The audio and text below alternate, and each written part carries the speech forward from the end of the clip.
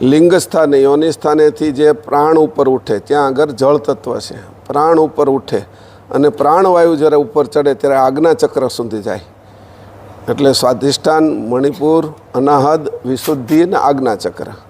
આ આજ્ઞા ચક્ર સુધી પહોંચે શ્વાસ એટલે ત્યાં આગળ જ્યોતિનારાયણ એના દર્શન થાય, બ્રહ્મ સ્થિતિને પ્રાપ્ત થાય એવી સ્થિતિ થાય. એટલે રિદ્ધિ સિદ્ધિ ઉપર એને પ્રીતિ ન રહે, મુદ્રિકા ઉપર એ પ્રીતિ ન રહે. એ જગતના કામની અહમ પોષવાની વસ્તુ છે એવું એને સમજાય. એટલે અહીંયા જાય એટલે જ્ઞાન થાય.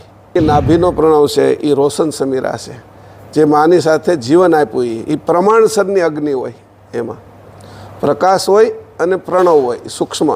એમાં પ્રમાણસરની અગ્નિ હોય, જેથી કરીને શરીર પકવવામાં કામ લાગે, શરીર બાળી ન દે. જ્યારે ઉદાન વાયુ છે એ શરીરને ધીરે ધીરે નાશવતી કરી દે. એ રોશન સમીરા છે, એ નાભીથી શરૂ થાય.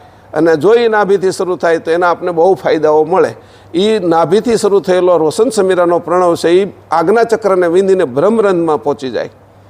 એ બ્રહ્મરંધ સુધી પહોંચે એમાં રોશન સમીરા હોય, એમાંથી રોશન એટલે પ્રણવ એ ત્યાં આગળ અટકી જાય. સૂક્ષ્મ પ્રણવ હોય, ઓલા સમીરા એટલે અટકી જાય. અને પછી રોશન એટલે વૃત્તિ, અંશની વૃત્તિ જો બહાર નીકળી જાય, જેમાં વાળ બહાર નીકળેલો છે, વાળ ઉગે છે આપણા માથામાં, એ રીતે એની અંદરથી એક નાનો એવો હોલ પડી અને આ વૃત્તિ બહાર નીકળે.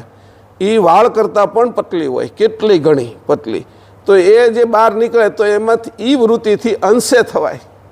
આ તો એક પૃથ્વી ઉપરની વાત છે. તો હવે તો કેટલી પૃથ્વીઓ હશે, કેટલાય સૂર્યમંડળો હશે, કેટલાય આકાશગંગાઓ હશે, કેટલાય બ્રહ્માંડો હશે. આ બધાના સર્જન કરતા કોણ છે અને આ બધા ઉપર કયું પદ રહેલું છે? હું કોણ છું સાચો અને મારા કરતા કોણ છે સાચા?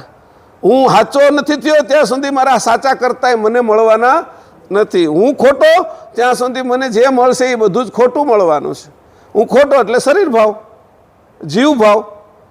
જીવ ભાવ છે જ્યાં સુધી હું દેહ છું, હું આ છું, તે છું, ત્યાં સુધી છે એ તને જે ભાવ છે એવી વસ્તુ તને પ્રાપ્ત થશે. એમ કે છે કે અંકુરી ગતિ હું છે એ કે આ અંકુર કોની બનાવ્યું એ વિશે હોતી આવશે. આ અંકુર એવું કેવું બનાવ્યું કે અંકુરની અંદર આખું શરીર તમે ભરી દીધું? એના મારા છોકરા ભરી દીધા, એના છોકરા ભરી દીધા, એના છોકરા ભરી દીધા. આ અંકુરી ગતિ તમે ક્યાંથી ઉત્પન્ન કરી? આવું અંકુર તમે બનાવ્યું? દરેક ચીજને હું જોઉં છું એમાં અંકુર વગર એક પણ બનેલું મને નથી દેખાતું. આવા અંકુરની અંદર તમે આખું જગત પહેલું અંકુર કેવી રીતે બનાવ્યું છે? અને એકવાર બનાવ્યા પછી તમારે એમાં ધ્યાન રાખવું ન પડે ને આ જ્યાં સુધી કલ્પ હાલશે ત્યાં સુધી એની અંદરથી નીકળ્યા જ કરશે. આવી આ તમારી કાયમ ગતિ અને એમાં રહેલું જ્ઞાન, એની અમને સમજ જોઈએ છે. એટલે ખબર પડે કે આપણે અહીંયા નથી.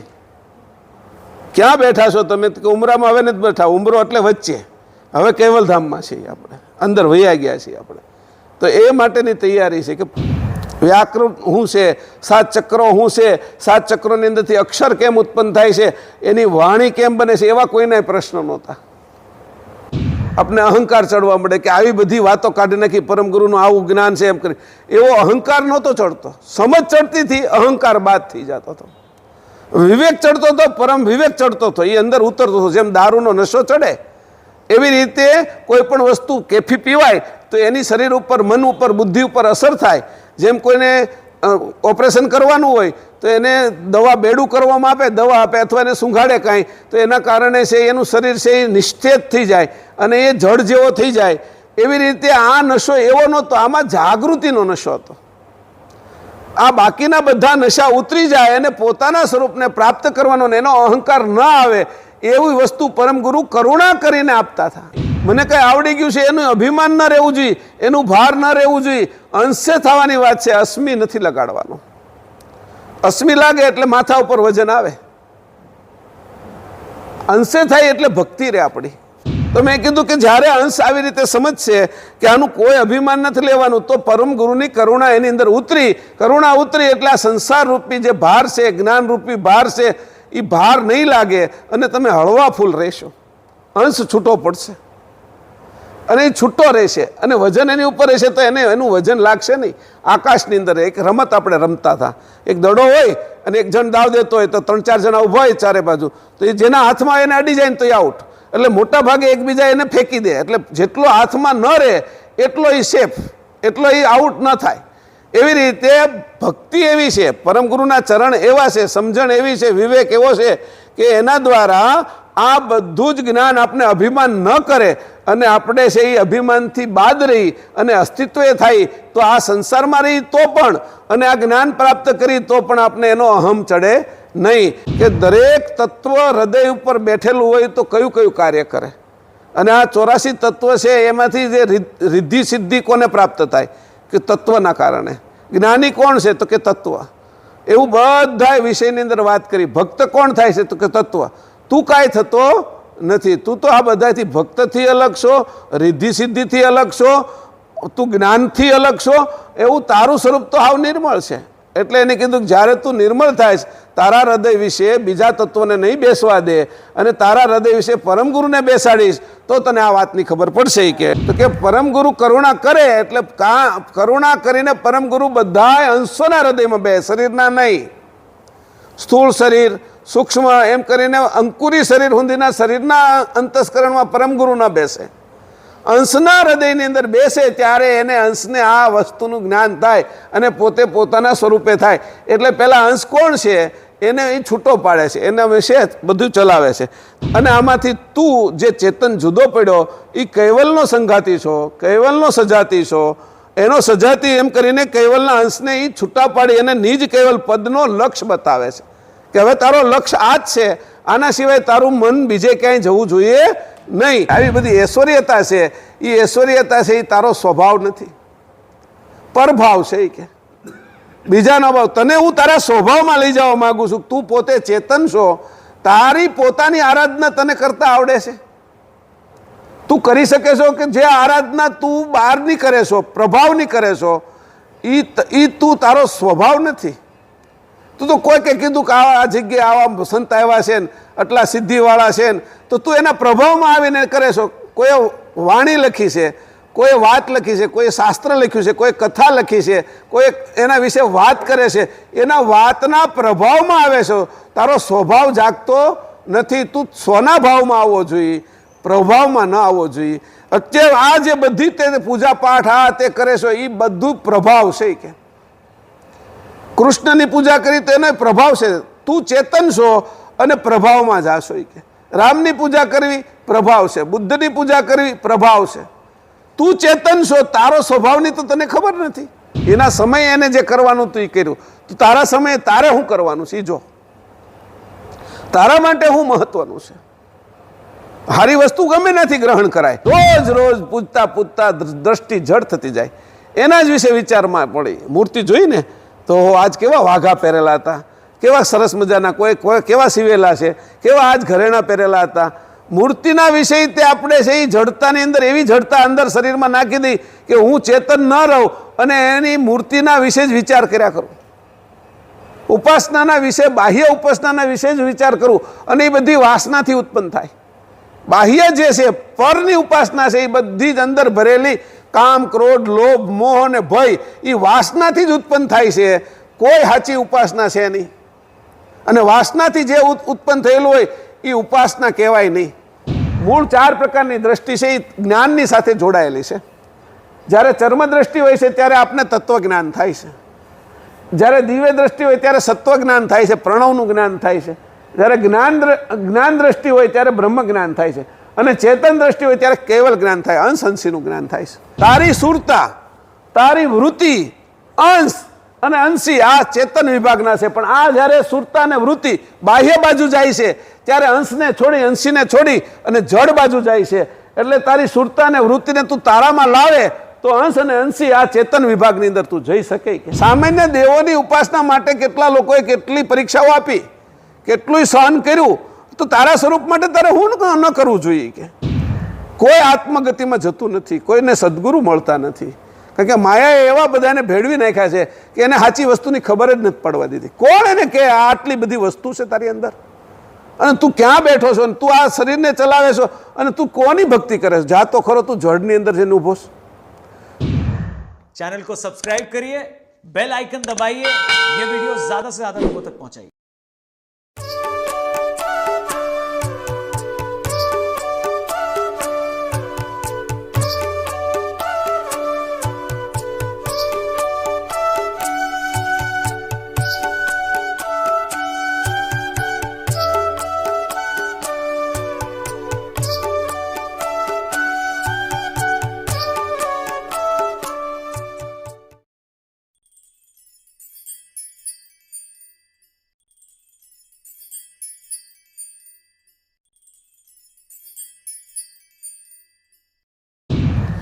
બધાય ટટ્ટર બેસશું. પહેલાં શ્વાસ ભરવાનો છે, પછી ઓમકાર 3 રીતે બોલવાના છે. મોઢું ખુલ્લું રાખી, ઓઠ બંધ કરીને, દાંત ભીસીને પૂરો શ્વાસ કાઢી અને નાક બંધ કરી, મોઢું બંધ કરી અને નાભીથી શ્વાસ લેતા હોય એ રીતે પેટ ફૂલાવવાનું છે. થોડી વાર તકલીફ પડે તો તકલીફ સહન કરવાની અને પછી પૂરો પાછો શ્વાસ લઈ અને થોડી વાર આરામ કરવાનો. એવી રીતે 3 ઓમકાર કરીએ આપણે સાથે. ચાલો, પ્રાણ શ્વાસ લઈશું.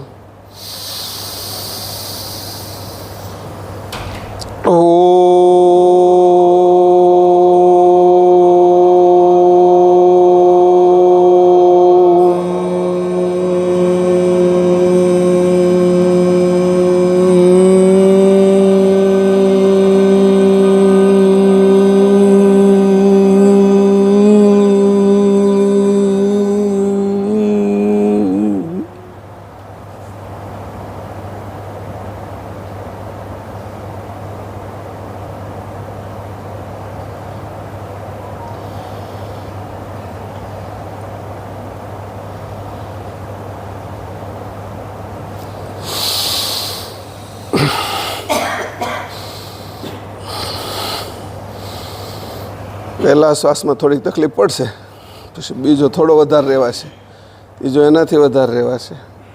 એવી રીતે થોડી વધારે પ્રેક્ટિસ કરતા જઈશું એટલે ટેવ પડતી જશે.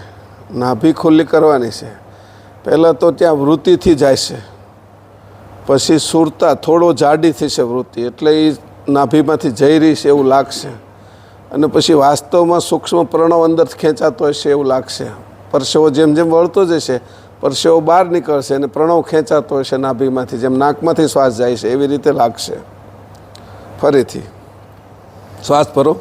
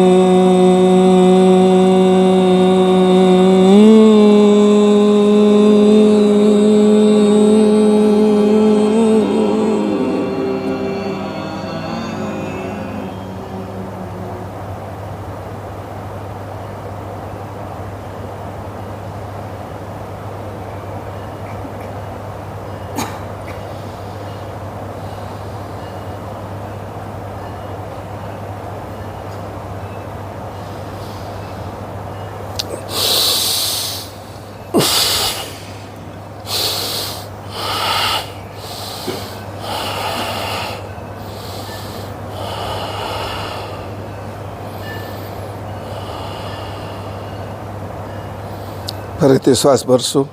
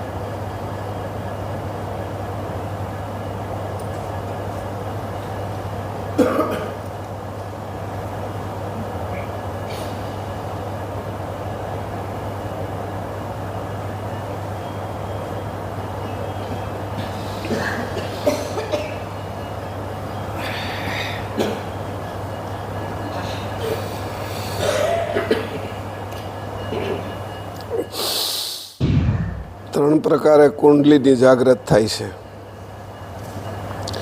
મૂલાધારથી કુંડલીની જે જાગૃત થાય એ અપાન વાયુથી થાય. અપાન વાયુ છે એ મૂલાધાર, સ્વાધિષ્ઠાન, મણિપુર, અનાહદ અને વિશુદ્ધિ ચક્ર સુધી પહોંચે. વિશુદ્ધિ ચક્રમાં જાય એટલે ત્યાં બધી શુદ્ધિ કરે. અપાન વાયુ ભૂમિ તત્વનો છે, એનાથી થાય. અને આ ભૂમિ તત્વનો જે પ્રાણ છે એનાથી આ પૃથ્વી ઉપરની બધી સિદ્ધિઓ પ્રાપ્ત થાય. જો આ રીતે કુંડલીની જાગૃત થાય તો રિદ્ધિ સિદ્ધિઓ, પણ એનાથી આગળ એ જઈ શકે નહીં, આ ચક્રમાં અટકી જાય. લિંગ સ્થાને, યોનિ સ્થાનેથી જે પ્રાણ ઉપર ઉઠે ત્યાં આગળ જળ તત્વ છે. પ્રાણ ઉપર ઉઠે અને પ્રાણવાયુ જ્યારે ઉપર ચડે ત્યારે આજ્ઞા ચક્ર સુધી જાય. એટલે સ્વાધિષ્ઠાન, મણિપુર, અનાહદ, વિશુદ્ધિ અને આજ્ઞાચક્ર. આ આજ્ઞાચક્ર સુધી પહોંચે શ્વાસ એટલે ત્યાં આગળ જ્યોતિનારાયણ એના દર્શન થાય, બ્રહ્મ સ્થિતિને પ્રાપ્ત થાય એવી સ્થિતિ થાય. એટલે રિદ્ધિ સિદ્ધિ ઉપર એને પ્રીતિ ન રહે, મુદ્રિકા ઉપર એ પ્રીતિ ન રહે, એ જગતના કામની અહમ પોષવાની વસ્તુ છે એવું એને સમજાય. એટલે અહીંયા જાય એટલે જ્ઞાન થાય, જ્ઞાનની ગતિ ઉત્પન્ન થાય એટલે પછી નીચેની વસ્તુ એનીથી છૂટી જાય, આપોઆપ છૂટી જાય. એવી રીતે આગળ પછી નાભીમાંથી પ્રણવ જે ઉઠે એમાં બે પ્રકારે પ્રાણો છે. જો ઉદાન વાયુ ઉપર ચડે તો પુષ્કળ ગરમી થઈ જાય શરીરમાં અને એટલો બધો તાપ લાગે કે મૃત્યુ હોતી થઈ જાય 3.5 દિવસમાં, 3.5 મહિનામાં અને 3.5 વર્ષમાં. 3 પ્રકારે કુંડલીની જાગૃત થાય, મંદ, મધ્યમ અને તીવ્ર. એમાં 3 પ્રકારે થાય. એમાં જો પહેલા પ્રકાર હોય તીવ્ર ગતિથી અને અગ્નિતત્વ જો ચાલુ થઈ ગયું હોય તો એની અંદર છે એ 3.5 દિવસની અંદર આવા સાધકો હોય એનું મૃત્યુ થઈ જાય, શરીર છોડી દે. શરીર છોડી દે એટલે એના માટે કંઈ અઘરું ન હોય. પછી આપને મૃત્યુ લાગે પણ એ શરીર છોડીને બીજા શરીરમાં જતા એને વાર ન લાગે, પર કાયા તરત પ્રવેશ કરી શકે. એટલે અને બીજી રીતે મંદ થાય તો 3.5 મહિના થાય અને મધ્યમ થાય તો 3.5 મહિના થાય અને મંદ થાય તો 3.5 વર્ષે એ શરીર છોડી દે. હવે એની અંદર રોશન સમીરા જાગૃત થાય તો પોતે જેટલું શરીર રાખવું એટલું રાખી શકે, જ્યારે છોડવું હોય ત્યારે છોડી શકે અને પાછું શરીરમાં આવવું હોય તો આવી શકે. એ નાભીમાંથી બહારથી પ્રાણ લે એને રોશન સમીરા કહીએ. પ્રકાશ હોય એમાં અગ્નિ ન હોય, પ્રકાશ હોય અગ્નિ ન હોય. જ્યારે ઉદાન વાયુની અંદર અગ્નિ તત્વ હોય, જઠરાગ્નિ જે અગ્નિ છે નાભીની અંદર એ અગ્નિ જાગૃત થાય. એટલે રામકૃષ્ણ પરમહંસને એને જે આ તીવ્ર ગતિથી કુંડલી જાગૃત થઈ તો એ પછી ભીના ગારાની અંદર, ગારો હોય ને માટીનો, એ કરીને ભીનાની અંદર 3.5-4 દિવસ સુધી સૂઈ રહ્યા. આટલી બધી ગરમી થાય શરીરની અંદર કે એ ઉષ્ણતાને જાળવી ન શકે, હોલ પડી જાય એવી સ્થિતિ થઈ જાય. તો એ ઉદાન વાયુથી થાય. એટલે આ જે છે એ નાભીનો પ્રણવ છે એ રોશન સમીરા છે, જે માની સાથે જીવન આપ્યું. એ પ્રમાણસરની અગ્નિ હોય, એમાં પ્રકાશ હોય અને પ્રણવ હોય સૂક્ષ્મ. એમાં પ્રમાણસરની અગ્નિ હોય જેથી કરીને શરીર પકવવામાં કામ લાગે, શરીર બાળી ન દે. જ્યારે ઉદાન વાયુ છે એ શરીરને ધીરે ધીરે નાશવતી કરી દે. ઘણા સર્પોને આવી ઘટના ઘટે તો એ 10-15 ફૂટના હોય તો એને જે આ ઉદાન વાયુથી જે ઘટના ઘટે અને એનું શરીર છે એ ખવાતું જાય અંદરથી જ. તે એકદમ માંસ ને બધું અગ્નિતત્વ છે એ ખેંચી લે, ખાઈ જાય, એને પીગાળી નાખે. એટલે એવો છે સર્પો હોય એ 10-15 ફૂટનો હોય એટલે એની અંદર જે કુંડલીની જાગૃત થાય એટલે એના શરીર છે એ ધીરે ધીરે 2-2.5 ફૂટનો રહે અને એટલી ગરમી થાય એના શરીરમાં કે ગરમી સહન ન કરી શકે. પછી જે પૂર્ણિમાનો ચંદ્ર હોય, શરદ પૂર્ણિમાનો, એને જોવે, એનું વિશેષ કિરણ ચંદન વૃક્ષ ઉપર પડતું હોય, એમાં એ ઉડે કે હવે મને કોણ ઠંડક આપે આ પૃથ્વી ઉપર. તો પૃથ્વી ઉપર તો કોઈ ઠંડી કરીએ કેવા છે નહીં. એટલે ચંદ્રની ઠંડક જોઈને વિશેષ એને મગજમાં આવે કે આ ચંદ્ર બાજુ જાઓ. એમ કરતાં એ ઉડવાની કોશિશ કરે, ઉડવાની કોશિશ કરે. એ અરસામાં એને પાંખો આવી જાય. ઉડવાવાળા સર્પો કહેવાય. એના શરીરમાં એટલું બધી ગરમી થઈ હોય, કેટલું બધું પોચું થઈ ગયું હોય, જે રીતે ભમરીને પાંખ આવી જાય, ઈળમાંથી ભમરી બને એને પાંખ આવી જાય, એમ આ સર્પને પણ પાંખ આવી જાય. જે ચંદ્રનું કિરણ વિશેષ પડતું હોય એ વિશેષ કિરણને પકડીને જેના ઉપર પડે છે એ ચંદનના વૃક્ષની ચોંટી જાય. ચંદનના વૃક્ષમાં એટલી બધી ઠંડક હોય, એ ઠંડકને પછી જીવનભર જ્યાં સુધી જીવે ત્યાં સુધી એને છોડે નહીં. એમાંથી ને એમાંથી એનું પોષણ મળ્યા કરે, વાયુમાંથી જ તે, અને એને પકડી રાખે જ્યાં સુધી જીવે ત્યાં સુધી. આ ઘટના આવા કોઈ જે સર્પો હોય ઉચ્ચ સ્થિતિને પ્રાપ્ત કરેલા, મનુષ્ય, નાગલોક, દેવલોક એને જાગ્રત અવસ્થા આપી છે. આ ધ્યાન રાખજો, બીજા પ્રાણીઓને નથી આપી, એટલે એને ઊંચા ગણવામાં આવ્યા છે. એવી રીતે આપણી અંદર એ કુંડલીની થાય. આપણે સર્પ ગતિની જ છે, સર્પિણી જ છે આપણા કુંડલીમાં. અને એ કુંડલી છે એ જુદા જુદા રૂપે શરૂ થાય, જાગ્રત થાય. એને 3 પ્રકાર એટલે મંદ, મધ્યમ અને તીવ્ર એ ગતિ છે એની. અને 3 જગ્યાએથી 3 સ્થાન, મૂલાધાર, સ્વાધિષ્ઠાન અને મણિપુર. એમાં મણિપુરમાં 2 પ્રકારે જાગ્રત થાય કે ઉદાન વાયુથી અને બીજું રોશન સમીરાથી. રોશન સમીરા છે એ તમને પકવે પણ તમને મારી ન નાખે, એની અંદર ખાઈ ન જાય. એવી રીતે માનવ ઉદરનો જે અગ્નિ છે એ એવો છે અગ્નિ કે એટલો બધો ઠંડો નથી ને એટલો ગરમ નથી કે જેના કારણે રૂપાંતર થાય શુક્રાણુનું મનુષ્યમાં અને એના દરેક અંગોને એ બનાવે ને પકવે અને તૈયાર કરે. એ રોશન સમીરા છે, એ નાભીથી શરૂ થાય. અને જો એ નાભીથી શરૂ થાય તો એના આપણને બહુ ફાયદાઓ મળે. એ નાભીથી શરૂ થયેલો રોશન સમીરાનો પ્રણવ છે, એ આજ્ઞાચક્રને વિંધીને બ્રહ્મરંધમાં પહોંચી જાય. એ બ્રહ્મરંધ સુધી પહોંચે, એમાં રોશન સમીરા હોય, એમાંથી રોશન એટલે પ્રણવ, એ ત્યાં આગળ અટકી જાય, સૂક્ષ્મ પ્રણવ હોય, ઓલા સમીરા એટલે એ અટકી જાય. અને પછી રોશન એટલે વૃત્તિ, અંશની વૃત્તિ જો બહાર નીકળી જાય, જેમાં વાળ બહાર નીકળેલો છે, વાળ ઉગે છે આપણા માથામાં, એ રીતે એની અંદરથી એક નાનો એવો હોલ પડી અને આ વૃત્તિ બહાર નીકળે. એ વાળ કરતાં પણ પતલી હોય, કેટલી ઘણી પતલી. તો એ જે બહાર નીકળે તો એમાંથી એ વૃત્તિથી અંશે થવાય. શરીરની બહાર હું મારું સ્વરૂપ એનાથી જાણી શકું, એના સિવાય હું જાણી ન શકું હું કોણ છું. નીચે શરીરમાંથી જે પ્રાપ્ત થાય એ આ બાજુની મહત્તા પ્રાપ્ત કરવાની વસ્તુ છે. એ આપણા સ્વરૂપને પ્રાપ્ત થવા દે નહીં. એટલે આ શરીરના જે બંધારણની અંદર મનુષ્યને આ એક લાભ વિશેષ મળે, એ સમજી શકે. એટલા માટે આપણે પ્રાણાયામ કરીએ છીએ. પ્રાણાયામનું મહત્ત્વ વિશે સમજાવ્યું છે આજ તમને. રોજ સમજાવું છું, એની કરતાં થોડું આગળ સમજાવતો જાય છે.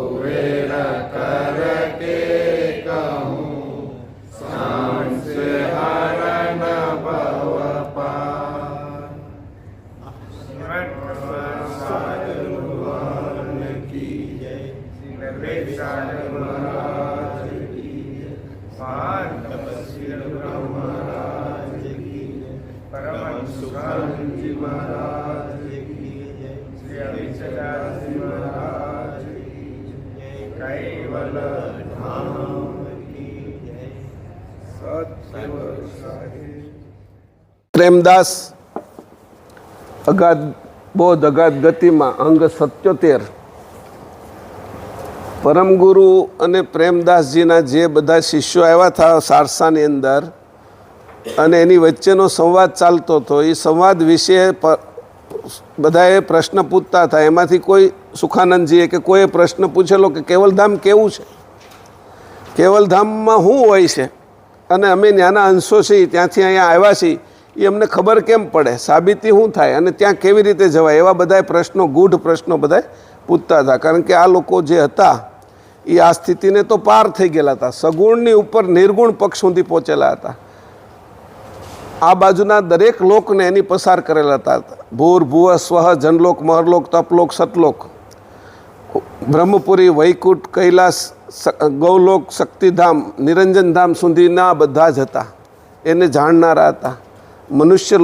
મનુષ્ય શરીરમાં આવ્યા એટલે વિશેષ બેસીને પરમગુરુનો સત્સંગ થાય એ આશયથી, અને પ્રેમદાસ એના ગુરુ હતા, એ બ્રહ્મજ્ઞાની હતા, નિરંજનને વટેલા હતા. એ પ્રેમદાસને મૂળ પદ પ્રાપ્ત કરવા માટેની જે ખેવના હતી, જે જાગૃતિ હતી અને ઈચ્છા થઈ હતી, અને પાછળ એના જે 4 મહિના અને 15 દિવસનું આયુષ્ય બાકી હતું એ એની જોઈ લીધું.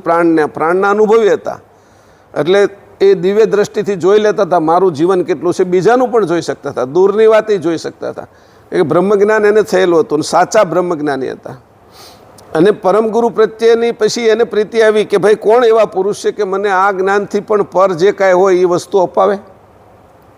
અને એના સંવાદ માટે, એની સાથે રહેવા માટે અને એની સામે પોતાનું શરીર છોડવા માટે જે આખરી જ્ઞાન છે, છેલ્લું જ્ઞાન છે, એ પરમગુરુ એને સારસામાં કહે છે.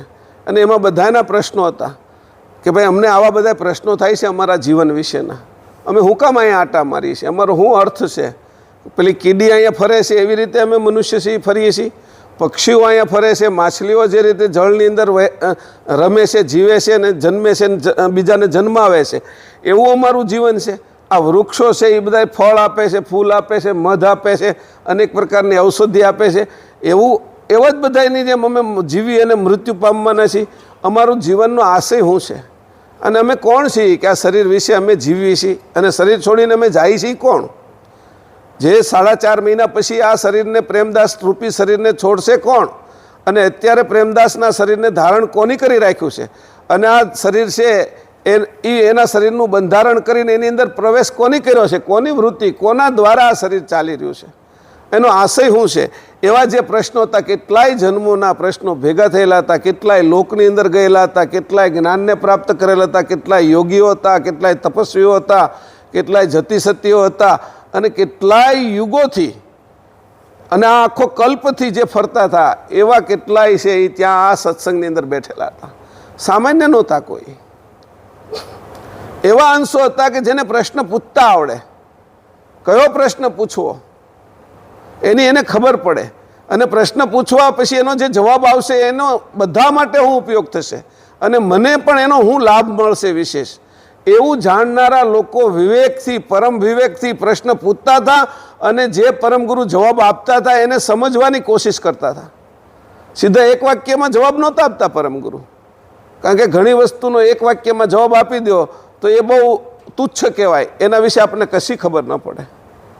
કોઈ પૂછ્યું કે ભાઈ આ કોણ છે ચંદ્રને બતાવીને, તો આપણે એને કહી દઈએ ચાંદા મામા છે ને પૃથ્વીનો ઉપગ્રહ છે. એટલું કહી દેવાથી એનો પૂર્ણ જવાબ નથી આવતો, એનો યથાર્થ રૂપે જવાબ આપને સમજમાં આવતો નથી અને એના પ્રત્યે માન થતું નથી, એના પ્રત્યે પ્રીત થતી નથી. જ્યારે એના વિશે સાંભળીએ તો આપણને ખબર પડે કે કેટલું કામ ચંદ્રના કારણે થાય છે પૃથ્વી ઉપર.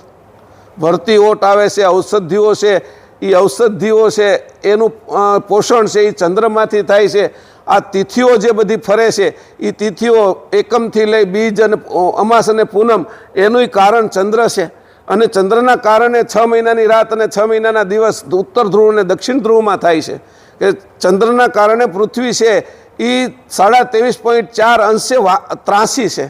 આ બધા વિષયો ઊંડાણમાં હોય અને ચંદ્રના કારણે છે એ આ પૃથ્વી ઉપર સૂર્યગ્રહણ અને ચંદ્રગ્રહણ થાય છે. ચંદ્ર માટેની આપણે ચંદ્રની કોઈ તકલીફ હોય તો એના માટે શું કરવું, તો એના માટે મોતી કે આ તે કે એના જે ઉપાયો એની પણ ખબર પડે. ચંદ્રના કારણે હું ફાયદો થાય અને હું ગેરફાયદો થાય એની પણ ખબર પડે. તો એક ખાલી પ્રશ્ન પૂછી લીધો કેવલધામ કેવું છે, એવો જે પ્રશ્ન ચાલુ છે એ પ્રશ્નના અંતર્ગત બધાય જવાબ પરમગુરુ આપી રહ્યા છે કે કેવલધામ કેવું છે.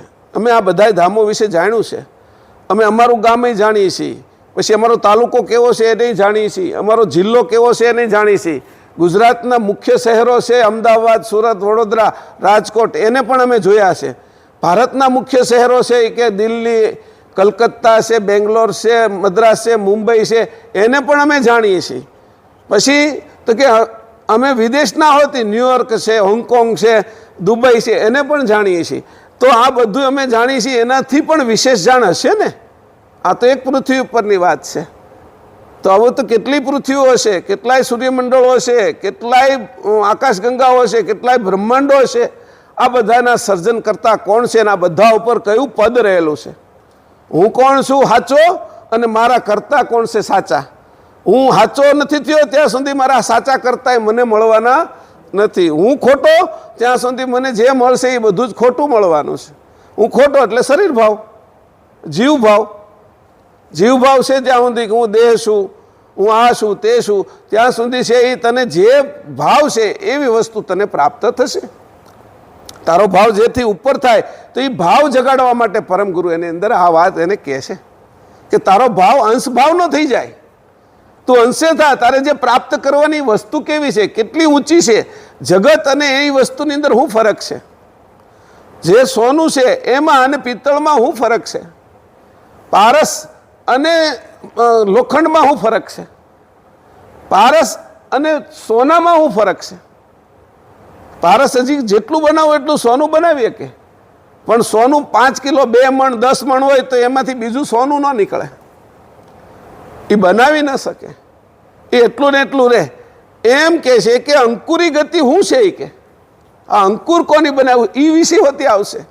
આ અંકુર એવું કેવું બનાવ્યું કે અંકુરની અંદર આખું શરીર તમે ભરી દીધું, એના મારા છોકરા ભરી દીધા, એના છોકરા ભરી દીધા, એના છોકરા ભરી દીધા. આ અંકુરી ગતિ તમે ક્યાંથી ઉત્પન્ન કરી? આવું અંકુર તમે બનાવ્યું. દરેક ચીજને હું જોઉં છું એમાં અંકુર વગર એક પણ બનેલું મને નથી દેખાતું. આવા અંકુરની અંદર તમે આખું જગત પહેલું અંકુર કેવી રીતે બનાવ્યું છે? અને એકવાર બનાવ્યા પછી તમારે એમાં ધ્યાન રાખવું ન પડે ને આ જ્યાં સુધી કલ્પ હાલશે ત્યાં સુધી એની અંદરથી નીકળ્યા જ કરશે. આવી આ તમારી કાયમ ગતિ અને એમાં રહેલું જ્ઞાન એની અમને સમજ જોઈએ છે. આટલા બધા પ્રશ્નો, ગહન પ્રશ્નો પૂછનારા હતા ત્યાં. ખાલી એવું નહીં મારે ખાવું હું, પીવું હું, કયા વારે ઉપવાસ કરવો ને કયા વારે ન કરવો, પછી છે એ આ યાત્રા કરું કે ન કરું, આવા યોગ કરું કે ન કરું, પ્રાણાયામ આમ કરું કે ન કરું, આસન કરું કે ન કરું, આ સંતની કથામાં જાવ કે ન જાવ, આ ભાગવતની કથા સાંભળું કે ન સાંભળું, રામાયણમાં જાવ કે ન આવું, ગુરુ આ છે એની આગળ જાવ કે ન જાવ, એવા કોઈ પ્રશ્ન નહોતા.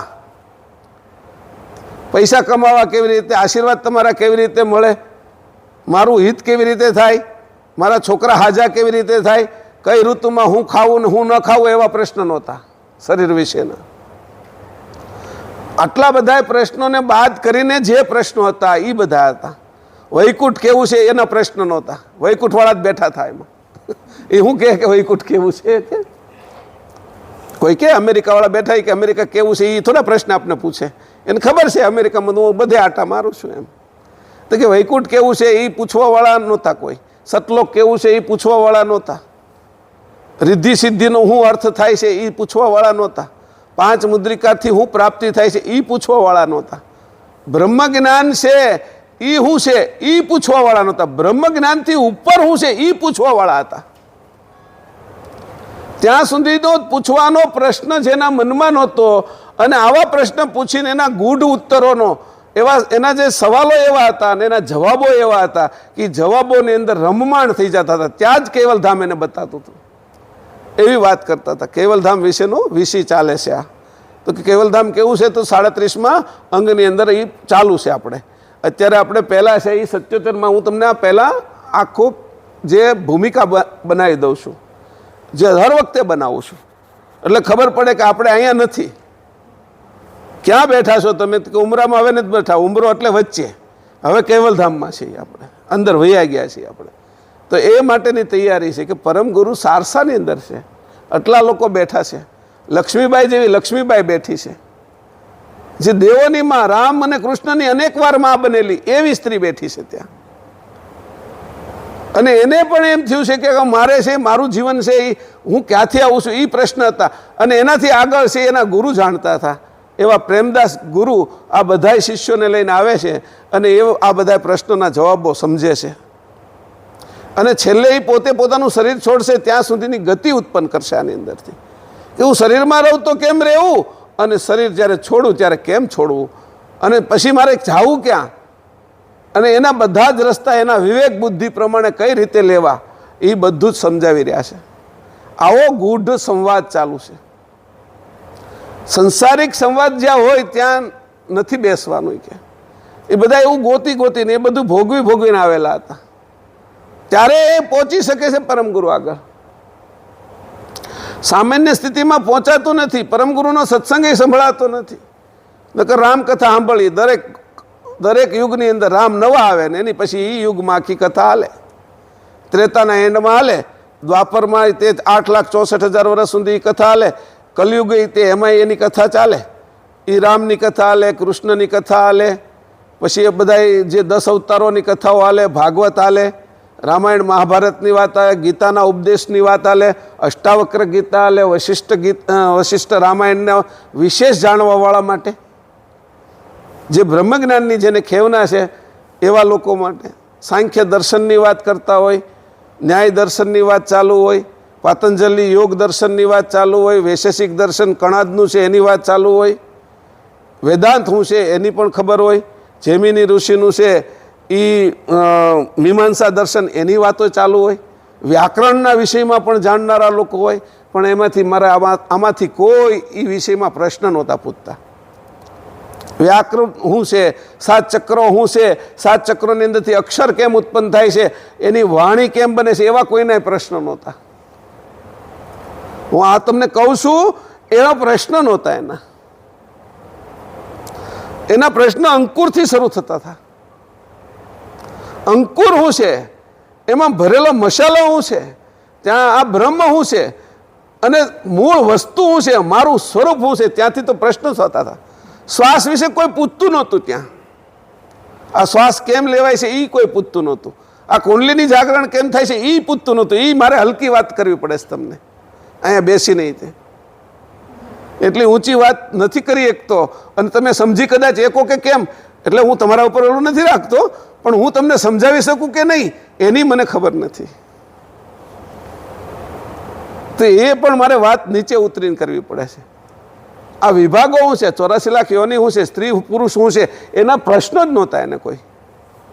સ્ત્રી પુરુષના ભાવથી તો ક્યારે ના ઉઠી ગયા હતા ઉપર. આત્મભાવમાં તો રમતા હતા બધા. પરમાત્મા ભાવ, બ્રહ્મ ભાવની અંદર રમવાવાળા હતા. ઉંદરડા ને કીડી ને મકોડા ને એ બધા પૃથ્વી ઉપર રમતા હોય, પણ હમળી ને ગરુડ ને બાજ ને એ પક્ષીઓ એના છોકરાએ આકાશમાં રમતા હોય. રમવાનું એનું આકાશમાં હોય, એનું નીચે રમવાનું ન હોય. એમ દેડકાઓ નીચે રમતા હોય, ઉંદરડાઓ નીચે રમતા હોય, નોળિયાઓ નીચે રમતા હોય, સર્પો નીચે રમતા હોય. ના, આ ગતિ જેની છે ભૂચર ગતિના નહોતા કોઈ. અને હવે ખેચર ગતિને છોડીને ઉપર ગયા થાય, એને કંઈક પ્રાપ્ત કરવું હતું. ભૂચર ખેચર પરધામું અને કૈવલનો જ્યાં નિવાસ છે એ વાત કરતા હતા. તારું ધામ છે, હું તને તારી વસ્તુ દેખાડવા આવ્યો છું કે આવી વાત ચાલુ હતી. અને એના વિશે પ્રશ્ન ચાલતા હતા, ગૂઢ પ્રશ્ન. એના 3 ચોપાઈ આપણે છે એ 77મા અંગની 401ના પેજ ઉપરની આપણે પહેલાં વાંચી લઈ અને પછી છે એ આ જે ચાલુ છે વિષય એના ઉપર જઈ કેવલધામની વાત. અને એમાંય તે પછી નીચેની બધી વાતો આવશે જ તે, પણ એને છોડી દેવા માટે આવશે. એ દેખાડીને મૂકી દેવાનું છે, એને પકડવાનું નથી. એના માટે આવશે એટલે ખબર પડશે કે આ છોડી દેવા માટે આપણે આપ્યું છે. કોઈને કીધું કે આ વસ્તુ તમને આપું છું, સાવણી આપું છું, હું કામ આપું છું? તો એ કે વાળીને છોડી દેવાની છે. પણ જે પકડીને છોડી દેવાનું છે એ બધું નાશને પ્રાપ્ત કરે છે. જે પકડનારો છે અને છોડનારો છે એ અખંડ છે, અમર છે. એ હું પોતે છું, એને ગોતવાનું છે એમાંથી. એટલે હવે આપણે 401મા પાના ઉપર જઈએ.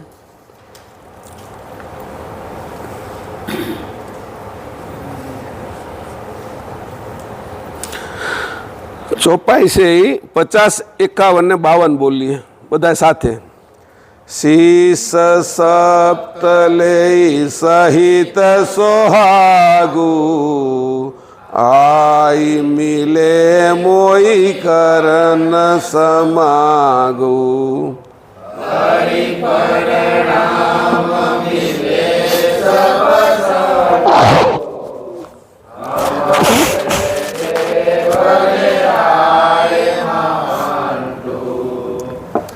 મલી મલી રહે સબ સંત સજનહી લગે હમ જ્ઞાન ભજનહી.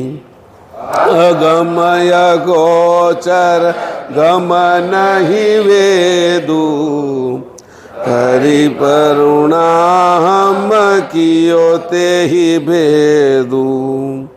જડ ચેતન તન કરી ભિન્ન ભિન્ન નિજ કૈવલ પદ લક્ષ્ય કહી દીના.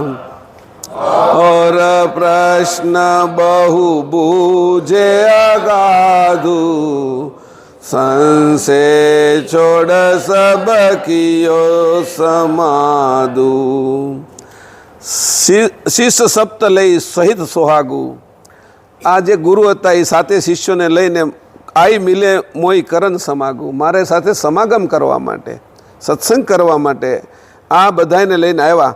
મારે ને આવીને સારસામાં આવીને ભાલેજથી આવ્યા હતા અને સારસામાં આવીને કરી પ્રણામ મિલે સબ સંતો. એ પ્રણામ કર્યા પરમ ગુરુને અને બધા સંતોને મળ્યા.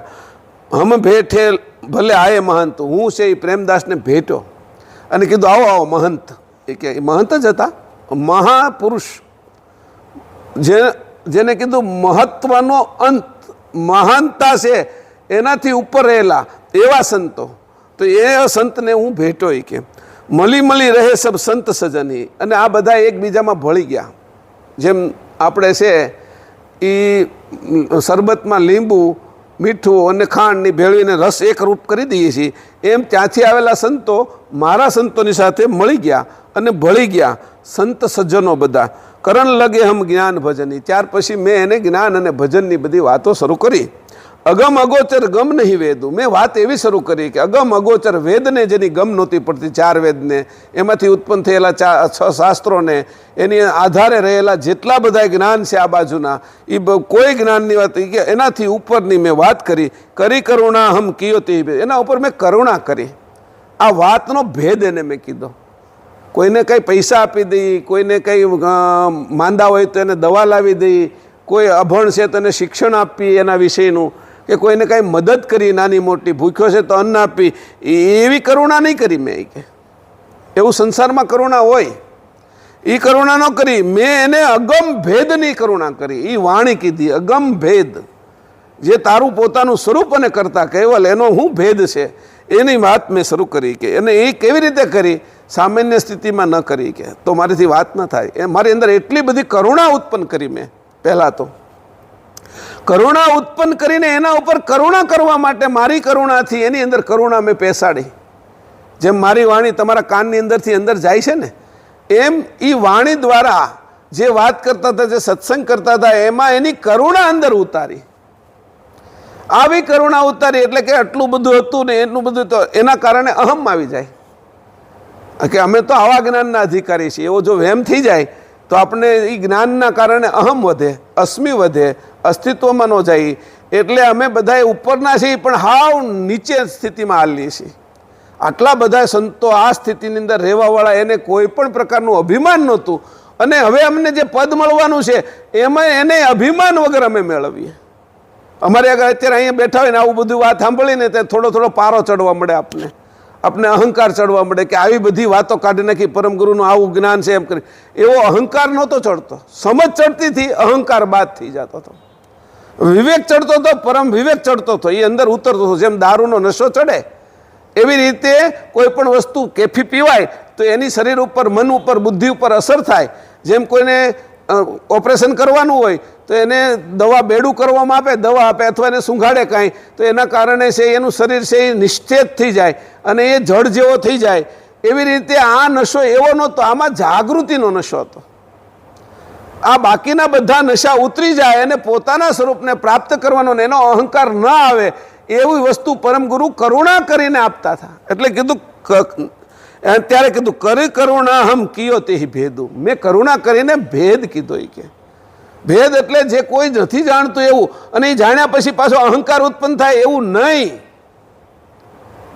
અહંકાર ન ઉત્પન્ન થવો જોઈએ, સામાન્ય થઈ જવું જોઈએ. મને કઈ આવડી ગયું છે એનું અભિમાન ન રહેવું જોઈએ, એનું ભાર ન રહેવું જોઈએ. અંશે થવાની વાત છે, અસ્મિ નથી લગાડવાનો. અસ્મિ લાગે એટલે માથા ઉપર વજન આવે. અંશે થાય એટલે ભક્તિ રહે આપણી. મેં હમણાં ત્યાં 2 દિવસ પહેલાં ગયા હતા, ત્યારે સત્સંગ કરતા હતા. અમે આપણે ક્યાં ગયા હતા? વાંકલ ગયા હતા. તો સત્સંગ કરતા મેં વાત કરી હતી એ કે ભાઈ આ જે છે એનું અભિમાન ન રહેવું જોઈએ. અભિમાન ન રહે ને કોઈની ભક્તિ રહે પરમગુરુની, તો અભિમાન ન રહે એટલે વજન આપને લાગે નહીં. સંસારમાં રહી તો પણ ગમે એટલું ઉચકી તોય તો એના મેં દાખલાઓ આપ્યા એને કે જો આપણે પરમગુરુના થઈ અને એના ચરણમાં રહી તો આટલું બધું જ્ઞાન ઊંચું, એનું અભિમાન ન આવે. નકર એનું અભિમાન કેટલું આવે, અહંકાર કેટલો આવે આપણે, તો એ સામાન્ય ન રહી શકીએ આપણે. એક કોઈ દેવ હોય, એના ધામનો અધિપતિ હોય, એક નાનો એવો રાજા હોય, એક નાનો એવું 50-100 એના ગામ હોય, એને કેટલું અભિમાન હોય છે. આવું જ્ઞાન હોય તેને શું થાય? તો કે એ અભિમાન વગર આમાં જે પ્રાપ્ત કરવું એ આ જ્ઞાનથી પ્રાપ્ત થઈ જાય એવું છે. વૈકુંઠ પ્રાપ્ત થાય, કૈલાસ પ્રાપ્ત થાય, જે કાંઈ પ્રાપ્ત કરવું હોય છતાં એને અભિમાન ન આવે તો કૈવલધામમાં જવાનું છે. અભિમાન આવે તો ત્યાં રોકાઈ જશે. એટલે કરુણા કરું છું, એ કરુણા અંદર ઉતારું છું જેથી કરીને તને અભિમાન ના આવે. અંશને કહે છે.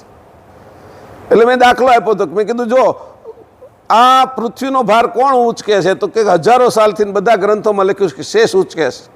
શેષ નારાયણ છે એ પૃથ્વીનો વજન ઉંચકે છે. અને પરમગુરુએ લખ્યું છે કે શેષના માથા ઉપર આ વિરાટ છે. જમણા હાથે મેઢક અને ડાબા હાથે કુર્મ, જમણા પગે છે એ વિષ્ણુ, ડાબા પગે શંકર, ને લિંગ સ્થાને છે એ બ્રહ્મા છે. એમ વિરાટ તોળાઈ રહ્યું છે કે. તો આ શેષના ઉપર બધો ભાર આવે તો એ કે તકે કેમ? એને એટલું બધું વજન ન લાગે? તો એ કે ભક્તિ કરે છે કે એ જે વિષ્ણુની ભક્તિ કરે છે તો એને એના ઉપર 2 દોરાવા ઉપર પૃથ્વી રહેશે કે. એટલે પૃથ્વી એને અડીને નથી રહેતી એટલે એનું વજન લાગે નહીં.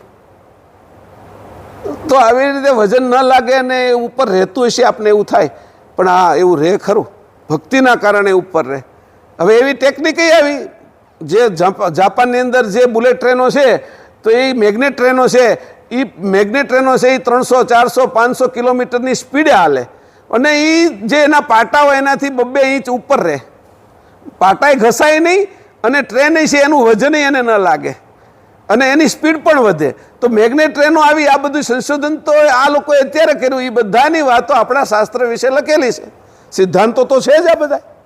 તો મેં કીધું કે જ્યારે અંશ આવી રીતે સમજશે કે આનું કોઈ અભિમાન નથી લેવાનું, તો પરમ ગુરુની કરુણા એની અંદર ઉતરી. કરુણા ઉતરી એટલે આ સંસાર રૂપી જે ભાર છે, જ્ઞાન રૂપી ભાર છે, એ ભાર નહીં લાગે અને તમે હળવા ફૂલ રહેશો.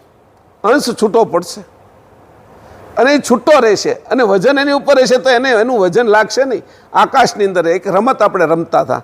એક દડો હોય અને એક જણ દાવ દેતો હોય તો 3-4 જણા ઊભા હોય ચારે બાજુ. તો એ જેના હાથમાં એને અડી જાય ને તો એ આઉટ. એટલે મોટા ભાગે એકબીજા એને ફેંકી દે. એટલે જેટલો હાથમાં ન રહે એટલો એ સેફ, એટલો એ આઉટ ન થાય. એવી રીતે ભક્તિ એવી છે, પરમ ગુરુના ચરણ એવા છે, સમજણ એવી છે, વિવેક એવો છે કે એના દ્વારા આ બધું જ જ્ઞાન આપણે અભિમાન ન કરે અને આપણે છે એ અભિમાનથી બાદ રહી અને અસ્તિત્વ થાય તો આ સંસારમાં રહી તો પણ અને આ જ્ઞાન પ્રાપ્ત કરી તો પણ આપણે એનો અહમ ચડે નહીં. નકર થોડું આવડી જાય ને ગ્રંથોમાં તોય અભિમાન થઈ જાય. એક શાસ્ત્ર જેને આવડી જાય એ શાસ્ત્રનું અભિમાન કરીને દોડે, એક વિષય આવડી જાય એનું વિષયનું અભિમાન આવી જાય. આવા કોઈ અભિમાન ના આવે તમારી અંદર. એટલા બધા જ ભરેલા અભિમાનો છે. એ અભિમાન અસ્મિઓ તમને ન લાગે એટલા માટે પરમ ગુરુ કહે છે કરી કરુણા હમ કિયો તે ભેદુ.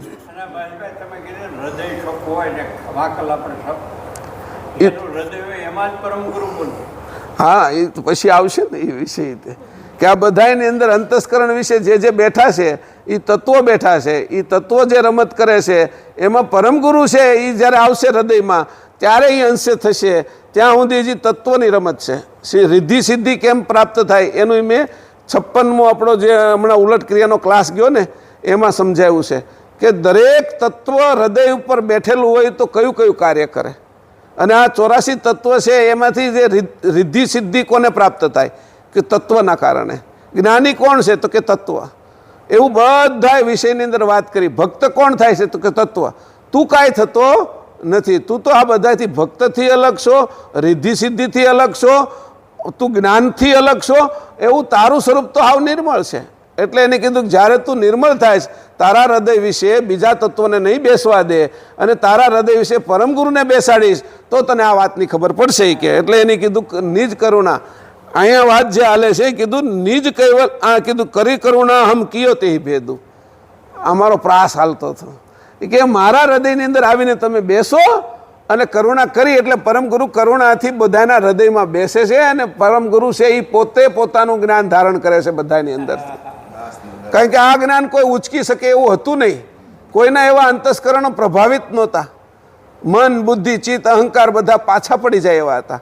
તો કે પરમ ગુરુ કરુણા કરે એટલે કરુણા કરીને પરમ ગુરુ બધા અંશોના હૃદયમાં બે, શરીરના નહીં. સ્થૂળ શરીર, સૂક્ષ્મ એમ કરીને અંકુરી શરીર સુધીના શરીરના અંતસ્કરણમાં પરમ ગુરુ ના બેસે. અંશના હૃદયની અંદર બેસે ત્યારે એને અંશને આ વસ્તુનું જ્ઞાન થાય અને પોતે પોતાના સ્વરૂપે થાય. એટલે પહેલાં અંશ કોણ છે એને એ છૂટો પાડે છે, એના વિશે બધું ચલાવે છે. તો કરી કરુણા હમ કિયો તે ભેદુ. આ ભેદની વાત કરે છે કે જડ ચેતન કરી ભિન્ન ભિન્ના.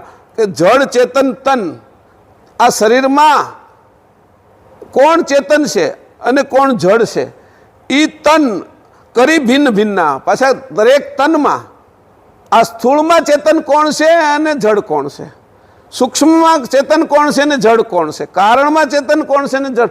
એનાય તત્વો સ્થૂળ, સૂક્ષ્મ, કારણ, મહાકારણ, પરમકારણ, પ્રણવદે અને અંકુરીના બધાય તત્વો બધા જડ છે. એ તત્વની સાથે જે એને જીવન આપે છે એ ચેતન છે. એને બધાને જેમ છે એમ વાત કરે છે. પછી આવી જ્યારે વાત કરે છે અને આવા બધી નિજ કૈવલ પદ લક્ષ કહી દીના. અને આમાંથી તું જે ચેતન જુદો પડ્યો એ કૈવલનો સંઘાતી છો, કૈવલનો સજાતી છો.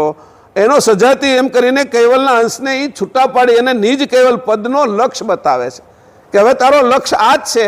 આના સિવાય તારું મન બીજે ક્યાંય જવું જોઈએ નહીં. આવું મક્કમતાથી કહે છે. લક્ષ્ય જ્યારે પ્રાપ્ત થઈ ગયો ત્યારે એ વસ્તુ તમને પ્રાપ્ત થાય ને થાય જ. કોઈ પણ નક્કી કરે છે કે મારે આ ક્ષેત્રમાં આગળ વધવું છે તો એ એમાં વધે છે આગળ. તો એ લક્ષ્ય થયો તો કે આવો લક્ષ્ય તો કોણ આપવાનું હતું કરુણા સિવાય? જગતમાં લક્ષ્ય આપી દે આપને. ભાઈ તમે કલેક્ટર બની જાઓ, તમે છે એ મુખ્યમંત્રી બની જાઓ, તમે વડાપ્રધાન બની જાઓ, તમે મોટા મહંત બની જાઓ, તમે યોગી બની જાઓ, તપસ્વી બની જાઓ, તમે બ્રહ્મા બની જાઓ, વિષ્ણુ બની જાઓ, શંકર બની જાઓ. આજ કે અહમ બ્રહ્માસ્મિ કહેવા મળીએ છીએ, ચિદાનંદ રૂપમ શિવોહમ કહેવા મળીએ છીએ કે હું બની ગયો છું. એવી રીતે એની અનુભૂતિ કરે છે આ બધા. તો એ બધું બનવા કરતાં એને કીધું કે આ બધું જે બનવાવાળું છે એને બાદ કરી નાખ અને તું પોતે છો ને એમાં નક્કી કરે. આવો લક્ષ્ય જ્યારે તને પ્રાપ્ત થશે તો આ લક્ષ્યને તું પ્રાપ્ત કરવા માટે એમાં વળગી રહીજે, એમાંથી દૂર થતો નહીં. એના માટે જ પ્રયત્ન કરજે. એ કેવી રીતે હવે થાય? આના સિવાય બીજી બાજુ જોતો નહીં. પાછી દ્રષ્ટિ નિર્મળ રાખજે. અહંકાર ન થઈ જવો જોઈએ. આ બધું જાણવાવાળો એક અહંકાર એ હોય. અહંકાર વધતો જાય તો તને હું આપું છું એના કરતાં તો તારું અધોગતિ થશે. અહંકાર વધે એટલે બચી ના શકાય કે और प्रश्न बहु बूझे अगाधु મને અનેક પ્રશ્નો અગાધ પ્રશ્નો પૂછવા લાગ્યા સંશય છોડ હમ કયો સંવાદુ સંશય છોડીને એનો બધો ઉત્તર મેં એને બધાને સમજાવ્યો આટલી વાતો જ્યાં ચાલુ છે એમાં વિષય હાલતો હતો આપણો કૈવલધામનો હવે જાય 207માં પેજ ઉપર ચોપાઈ 11મીથી શરૂ કરવાનું છે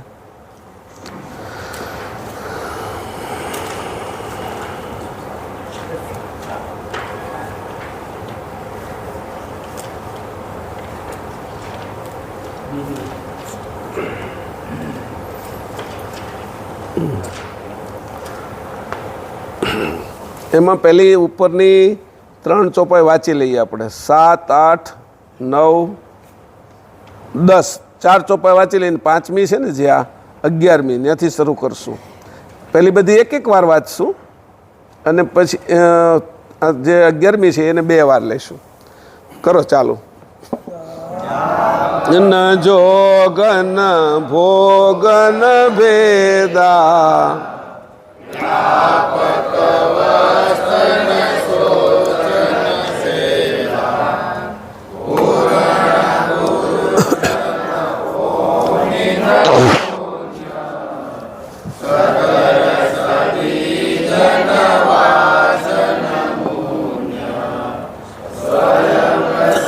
रूप रूप अपारा अकरत कृत न्यारेका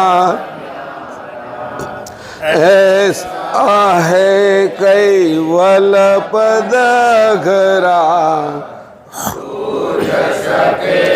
कोहु संत ही सुघरा और सकल बाटन में अटक्या जप तप संजम नेम लटक्या जड़ आराधे पूजा पाती सो सर्वे चेतन के घाती चैतन घात करी जड़ पूजे सो कैसे निज पद कुबूजे जड़ पूजे वाकू जड़ दृष्टि लखे नहीं चैतन उत्कृष्टि बिना उत्कृष्ट कर्म नहीं कटही कर्म कटे बिन फंद न फटही फेंद फटे बिन फारगत काही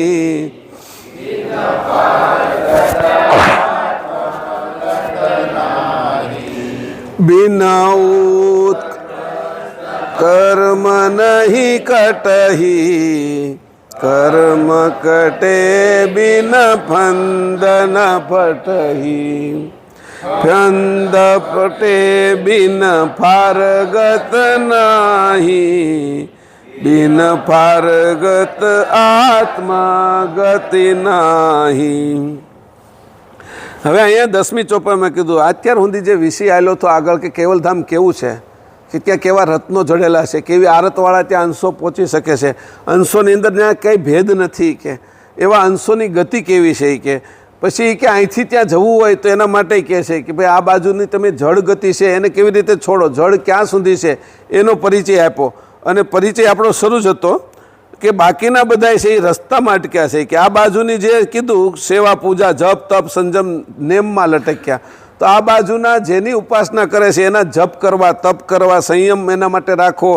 નેમ એટલે નિયમ લેવા એ બધી વસ્તુ એ કે જળના વિષયની છે તારા ચેતનમાં આ ગતિ નહીં પ્રાપ્ત થાય કે તું તારી સીડીથી ચંદ્ર સૂર્ય સુધી નહીં પહોંચે કે ભલે લિફ્ટ ગમે એટલી ઊંચી છે મોટામાં મોટું જે પૃથ્વી ઉપરનું ઊંચામાં ઊંચું જે બિલ્ડિંગ હોય બુર્જ ખલીફા તો એની લિફ્ટ ગમે એટલી મોટી હોય એ લિફ્ટથી તું ચંદ્ર સૂર્ય સુધી ન પહોંચી શકે એટલે આ બાજુની જે કૃતની ઉપાસનાથી એનાથી કરતાં તને મળશે નહીં એમ કરીને અહીંયા આપણે વિષય મૂક્યો કે આ બાજુની જપ તપ સંયમની સેવા એ બધી જડ આરાધે પૂજા પાતી છે કે એમાં 9મી ચોપાઈ આ તો જળની આરાધના છે કે એની પૂજા પાતી છે સર્વે ચેતન કે ઘાતી જે જળની એટલી આરાધના કરે, રાત દી અમારે કેટલી માળા કરે છે, કેટલી પરિક્રમા કરે છે, કેટલાય સ્નાન કરવા જાય છે, કેટલી ઉપવાસ કરે છે, કે યજ્ઞ કરે છે, દાન દે છે, કે એ બધું જડતાને મજબૂત કરવાના વિષયો છે.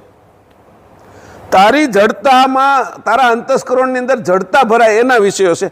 તો કે આટલું બધું તમે કાઢી નાખો તો કના આધારે ઊભું રહેવું? કે અમારે સો સર્વે ચેતન કે ઘાતી, આ બધા ચેતનનો ઘાત કરનારા છે. કે જડ આરાધે પૂજાપાતી, જે જડ આરાધે પૂજાપાતી કરે છે એ ચેતનનો નાશ કરનારા છે, ચેતનનો ઘાત કરનારા, ચેતનની હત્યા કરનારા છે. એવું કીધું, હત્યારાઓ છે. કે કોના? તારા પોતાના સ્વરૂપનો તું નાશ કરી રહ્યો છે જડની આરાધના કરી કરી. ત્યારે એની પછી 10મી 54 ચેતન ઘાત કરી જડ પૂજે, સો કેસે નિજ પદ કુબૂજે. તું જેની આરાધના કરે એ તો બહારનો છે ને. તું આરાધના કરે એ છો ને, અને જેની આરાધના કરે એ પર છે ને બીજો. એ આરાધના તું કરવા વાળો તો ચેતન છો ને. કે તું આરાધના બહારની કરે છો તો એ જડની આરાધના છે, એ પર છે. કે પ્રભાવના કારણે તું આરાધના કરે છે, એની અંદર વિશેષતા છે, કે એની અંદર સત્વ ગુણ છે, એની અંદર તમો ગુણ છે, એની અંદર રજો ગુણ છે, એની અંદર શક્તિ છે, એની અંદર ઐશ્વર્ય છે, એની ઉંમર મોટી છે, એ બોલે એ થાય છે, એની અંદર એવી બધી સિદ્ધિઓ રિદ્ધિઓ છે, એ ભગવાનની જેમ પૂજાય છે.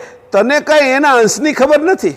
એનો અંશ કોણ છે? તું તો એના પ્રભાવમાં છો, પર બીજાનો ભાવ છે, એની બીજાનો ભાવ ભેગો કર્યો અને તારી આગળ એ રજૂ કરે છે. આવી બધી ઐશ્વર્યતા છે, એ ઐશ્વર્યતા છે એ તારો સ્વભાવ નથી, પરભાવ છે. કે બીજાનો ભાવ. તને હું તારા સ્વભાવમાં લઈ જવા માંગુ છું. તું પોતે ચેતન છો, તારી પોતાની આરાધના તને કરતા આવડે છે? તું કરી શકે છો? કે જે આરાધના તું બહારની કરે છો, પ્રભાવની કરે છો, એ તું તારો સ્વભાવ નથી. તું તો કોઈ કે કીધું કે આ જગ્યાએ આવા સંત આવ્યા છે ને, આટલા સિદ્ધિવાળા છે ને, તો તું એના પ્રભાવમાં આવીને કરે છો. કોઈ વાણી લખી છે, કોઈ વાત લખી છે, કોઈ શાસ્ત્ર લખ્યું છે, કોઈ કથા લખી છે, કોઈ એના વિશે વાત કરે છે, એના વાતના પ્રભાવમાં આવે છે. તારો સ્વભાવ જાગતો નથી. તું સ્વના ભાવમાં આવવો જોઈએ, પ્રભાવમાં ન આવવો જોઈએ.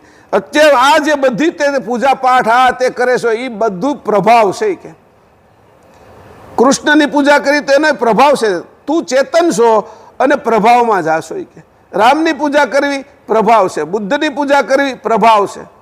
તું ચેતન છો, તારો સ્વભાવની તો તને ખબર નથી. અને એની અંદર તું જે પ્રભાવથી જાશો તો એ એના માટે નહોતું. બુદ્ધ બુદ્ધના માટે છે, કૃષ્ણ કૃષ્ણ માટે છે. કૃષ્ણ પછી તું કૃષ્ણ નથી. કે તું જે તારું સ્વરૂપ મળ્યું છે એ તો છો જ. તારા સ્વરૂપ પાસે તું તારે જવાનું છે. તું વિષ્ણુ ના થઈ શકે. કે વિષ્ણુ થવાની કોશિશ કરે પણ વિષ્ણુથી તું જુદો જ રહે, અળગો જ રહે. પણ તું તારાથી અળગો ન રહે. તું પોતે છો એ તો છો જ. એટલે એને કીધું કે તું જે કઈ ઉપાસના કરે છો એ ચેતનનો ઘાત કરીને પ્રભાવની કરે છો, બીજાની.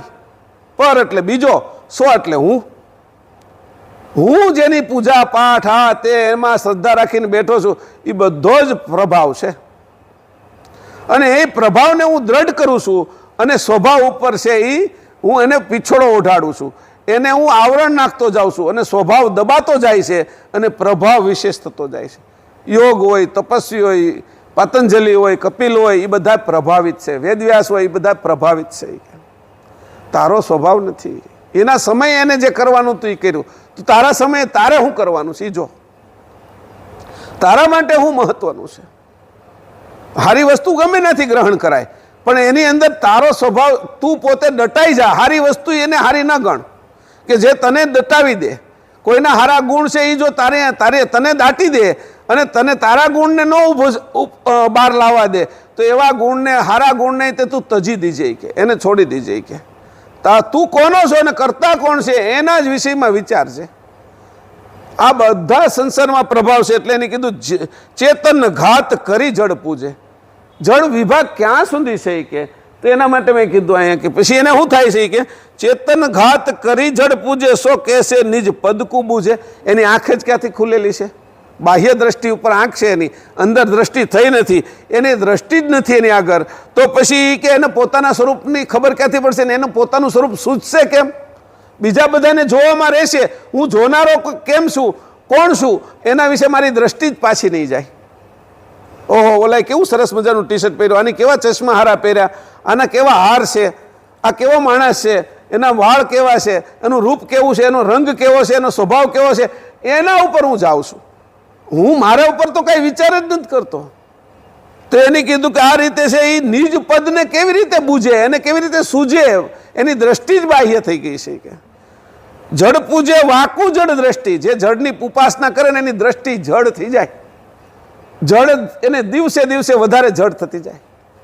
લખે નહીં ચેતન ઉત્કૃષ્ટિ. એને જે ચેતન પોતે છે, ચેતન કોણ છે કે આ બધા જડ શરીરો પંચભૂતને ચલાવે છે, એવું ચેતન ઉત્કૃષ્ટ છે, ઉત્તમ છે, ચેતનની છે. લખે નહીં, એને કેવી રીતે લખી શકે, એના વિશે વાત કેમ કરી શકે, એના વિષયની અંદર વિચાર કેમ કરી શકે કે લખે નહીં ચેતન ઉત્કૃષ્ટ કે આને હવે જડ દ્રષ્ટિ થઈ ગઈ છે. એટલે દ્રષ્ટિના પ્રકાર આપ્યા. જેની જેવી દ્રષ્ટિ હોય ને એવું એને પ્રાપ્ત થાય. ખાંડની અંદર ઘણા લોકો ગયા હોય, એમાં જેને દ્રષ્ટિ હીરા ઉપર હોય એને હીરા પ્રાપ્ત થાય, કોઈને સોનું પ્રાપ્ત થાય, કોઈને કોલસા પ્રાપ્ત થાય, કોઈ માટી લઈને આવે, કોઈ એની અંદર કેમિકલો હોય એને લઈને આવે. એવી રીતે વનમાં ઘણા લોકો ગયા હોય, ઘણા છે એ લાકડા બાળવા માટે લઈ આવે કઠિયારાઓ, ઘણા છે એ ઇમારતી લાકડાને કાઢી અને લાવે એ ફર્નિચરમાં વાપરે, ઘણા છે એની અંદરથી ઔષધિ કાઢે. જેવી જેની દ્રષ્ટિ હોય એને જંગલ એવું દેખાય. એની અંદરથી કોઈ વળી હોશિયાર હોય કે આમાંથી ઉત્તમ કયું વસ્તુ છે એના બીજ લઈ જાઓ અને બીજ મારે ખેતરમાં વાવીને એનું જતન કરીને આ જે જંગલમાં મારે લેવા આવવું પડે છે એના બદલે મારા જ ખેતરમાં ઉત્પન્ન થાય અને એની વ્યવસ્થા કરું, એવાય હોશિયાર લોકો હોય. તો એવી રીતે કીધું કે એક જંગલની અંદર જવાવાળા ઘણા લોકો છે પણ એની દ્રષ્ટિ જુદી જુદી છે. નદીની અંદર જવાવાળા ઘણા લોકો, કોઈ રેતી કાઢવા જાય છે, કોઈ અંદરથી ખનીજ કાઢવા જાય, કોઈ માછલા પકડવા જાય છે, કોઈ અંદરથી કમળ લેવા જાય છે, કોઈ તરવા જાય છે, નાવા જાય છે. ઘણી દ્રષ્ટિ છે. તો એને કીધું એક જ મોટી દ્રષ્ટિ છે ચેતન દ્રષ્ટિ,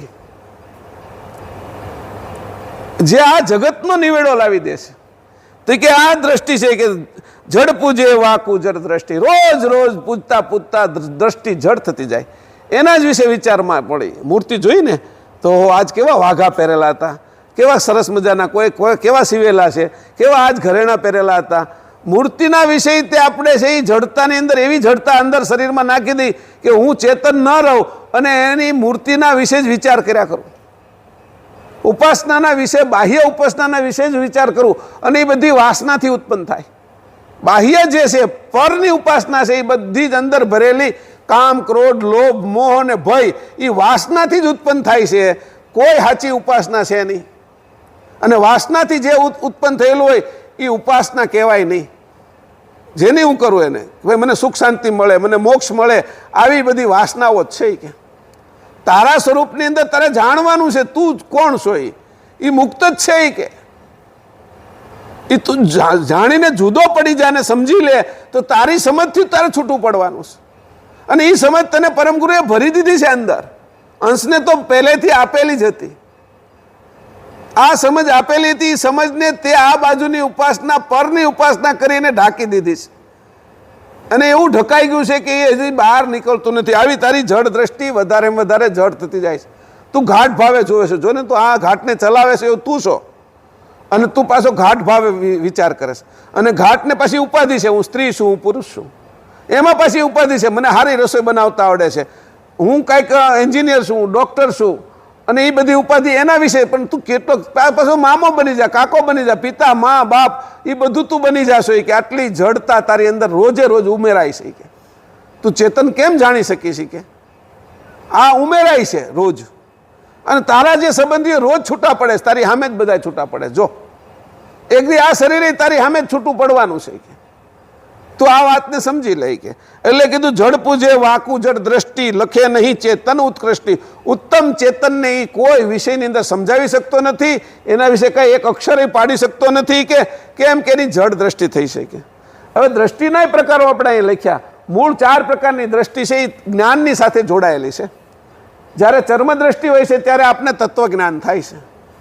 જ્યારે દિવ્ય દ્રષ્ટિ હોય ત્યારે સત્વજ્ઞાન થાય છે, પ્રણવનું જ્ઞાન થાય છે. જ્યારે જ્ઞાન દ્રષ્ટિ હોય ત્યારે બ્રહ્મ જ્ઞાન થાય છે. અને ચેતન દ્રષ્ટિ હોય ત્યારે કેવલ જ્ઞાન થાય, અંશ અંશીનું જ્ઞાન થાય છે.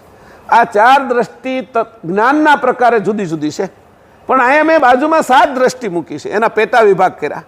પેલી જળ દ્રષ્ટિ છે, પથ્થર, વૃક્ષો, આ તે ઉપરથી જોવું, મનુષ્યને ઉપરથી જોવો, એ બધી જળ દ્રષ્ટિ. ચર્મ દ્રષ્ટિ છે, એના રૂપ રંગને જોવા, કે એની અંદર કંઈ વિશેષ, થોડું વિશેષ, એ રીતે જોઉં કે આ બધાને હું આ વૃક્ષ જોતો હતો, હવે આને આંબો જોઉં છું, આને નાળિયેર જોઉં છું, આને આંબલી જોઉં છું, એને ચર્મ દ્રષ્ટિ કહેવાય. જે જળ દ્રષ્ટિ છે એ બધા વૃક્ષ, આંબો, લીમડો, પછી આંબલી, નાળિયેર, એને વૃક્ષ તરીકે જોવું, એ બધી જળ દ્રષ્ટિ. પણ એના વિભાગોને જોવા કે આની અંદર આંબલી છે, આની અંદર કેરી આવે છે, આની અંદર નાળિયેર આવે છે, એ રીતે એને વિભાગ કાઢીને જોવા, એ ચર્મ દ્રષ્ટિ છે. એનાથી વળી આગળ જાય તો દિવ્ય દ્રષ્ટિ છે, કે એ નાળિયેરની અંદર તત્વ શું છે, કે આ વ્યક્તિની અંદર શું આવડત છે કે એ દિવ્ય દ્રષ્ટિવાળો જોઈ શકે છે.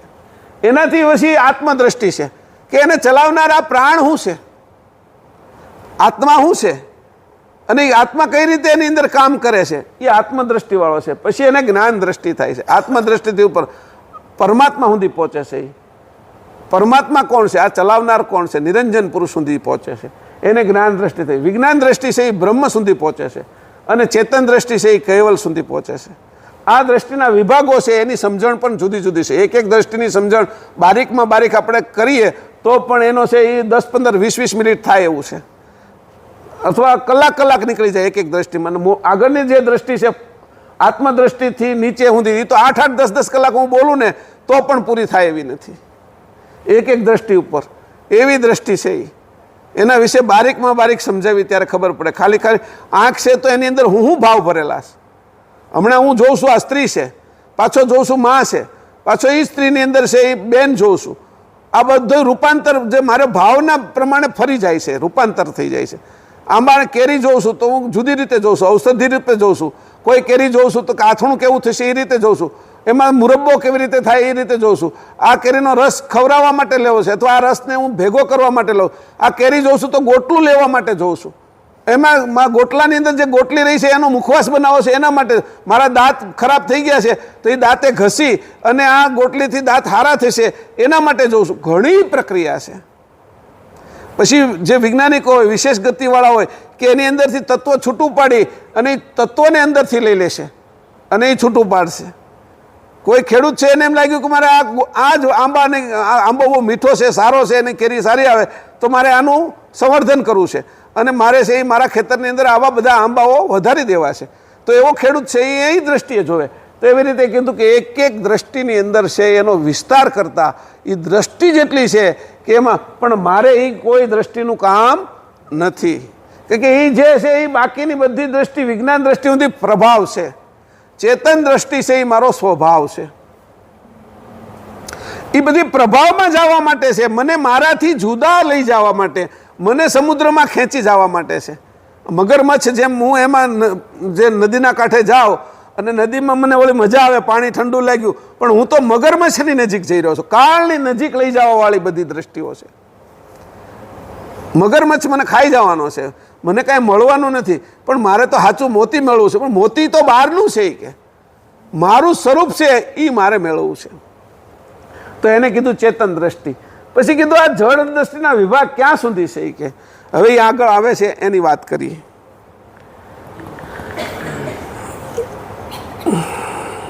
બે ચોપાઈ વાંચી લઈ અને બે ચોપાઈના પછી અર્થ કરી, 15 ચોપાઈ સુધી વાંચી લઈ અને પછી એના અર્થ એક સાથે કરીએ. 12 ચોપાઈ, ચોપાઈ 12. બિનાત્મ ગતિ ના ગતિ જ્ઞાના, જ્ઞાન વિના જડ જીવ અયાના, એહી પરકાર જીવગત સબકી, સૃષ્ટ રચી શક્તિ જાજબકી. 2 વાર. બિન આત્મ ગતિ ના ગતિ જ્ઞાના, જ્ઞાન વિના જડ જીવ અયાના, એહી પરકાર જીવગત સબકી, સૃષ્ટ રચી શક્તિ જાજબકી, सो केवल कैसे पहचाने, भूल रहा देहादिक भाने, भाने भूल्या सो भव भटके, हरिथा प्याजीने कटके कटके, सो कैवल कैसे पहचाने, भूल रहा देहादिक भाने, भाने भल्या सो भव भटके,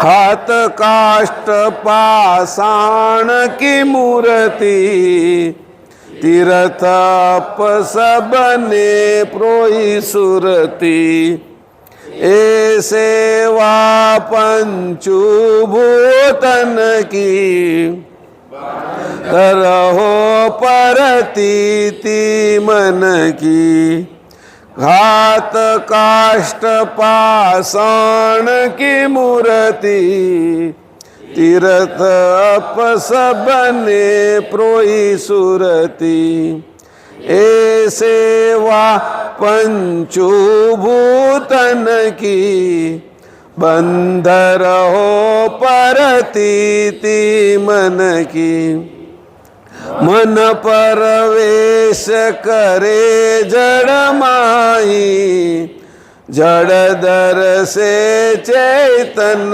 थई ताही, जीव दशा तिनकू कहे हरि, मन पति जे मम भक्ति खरी, मन परवेश करे जड़ माही, जड़ दर से चैतन थई ताही, जीव दशा तिनकू कहे हरि, मन पति जे मम भक्ति खरी।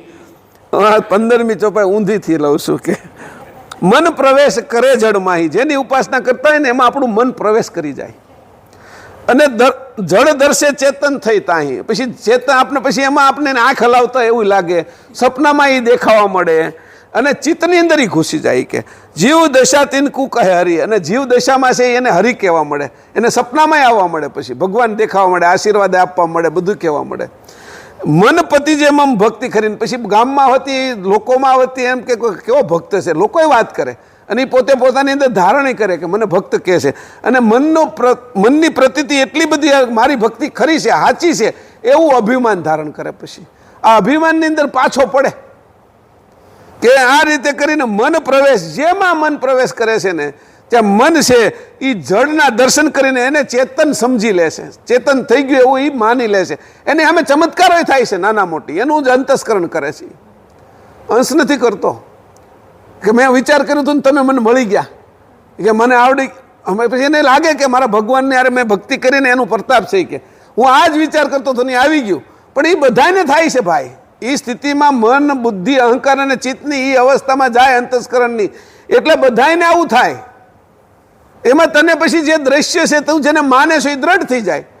એટલે હનુમાન દાદા દેખાય, શંકર એ દેખાય, માતાજી દેખાય છે, ગણપતિ સાક્ષાત તને દેખાય છે, એ બધી તારી મનની પ્રતીતિ છે કે, અને તને એ દેખાય છે ત્યારે તને એમ થઈ ગયું આ તો ચેતન છે કે સામે જ દેખાય છે.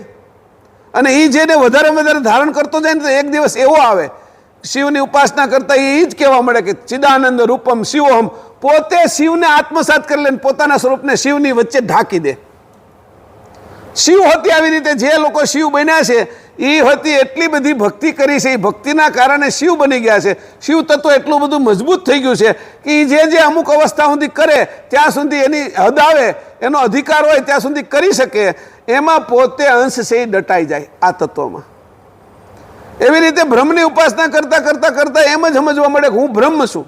જેમ હું કેમ અત્યારે મહેશ સમજવા મળ્યો, પુરુષ સમજવા મળ્યો, એમ એ કેટલાય જન્મ સુધી ઉપાસના એને હારવાર રહે ત્યારે એક વખત એવી સ્થિતિ થઈ જાય અહમ બ્રહ્માસ્મિ, હું જ બ્રહ્મ છું એવું કરીને અહમ થાય શરૂ.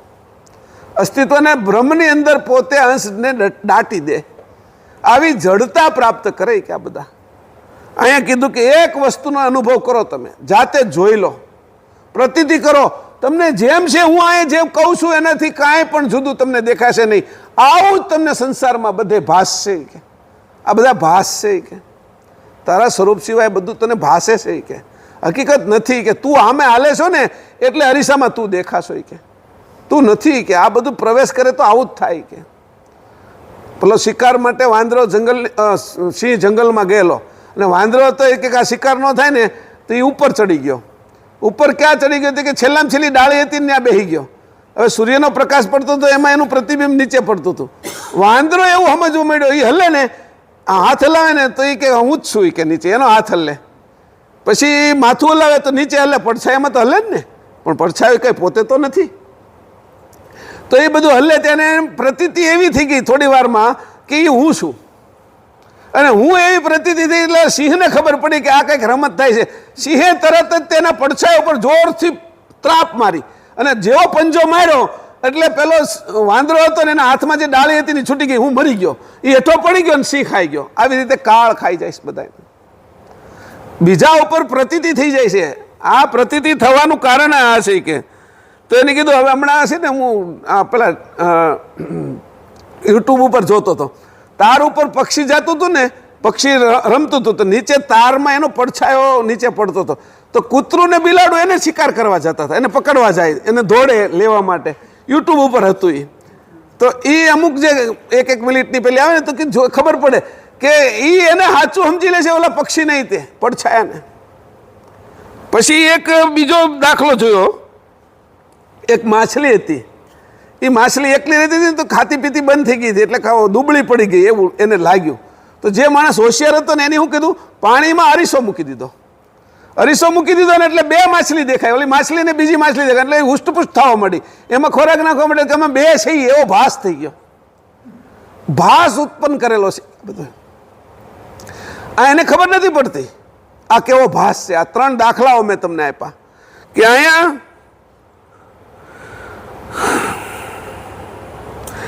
આવી રીતે જોઈએ છીએ તો કે આપણે હોતી શું કરીએ છીએ કે જેની અંદર આપણને વસ્તુ કઈ ભાવે છે ને કઈ નથી ભાવતી પહેલાં નક્કી નથી હોતું, પણ આપણે નક્કી કરીએ છીએ મને આ ભાવે છે અને આપણી માં કે બીજા કોઈ કે છે એને આ બહુ ભાવે છે. એમ કરતાં સ્વભાવ આપણો એવો થઈ જાય કે ભાવે છે ને આ નથી ભાવતું.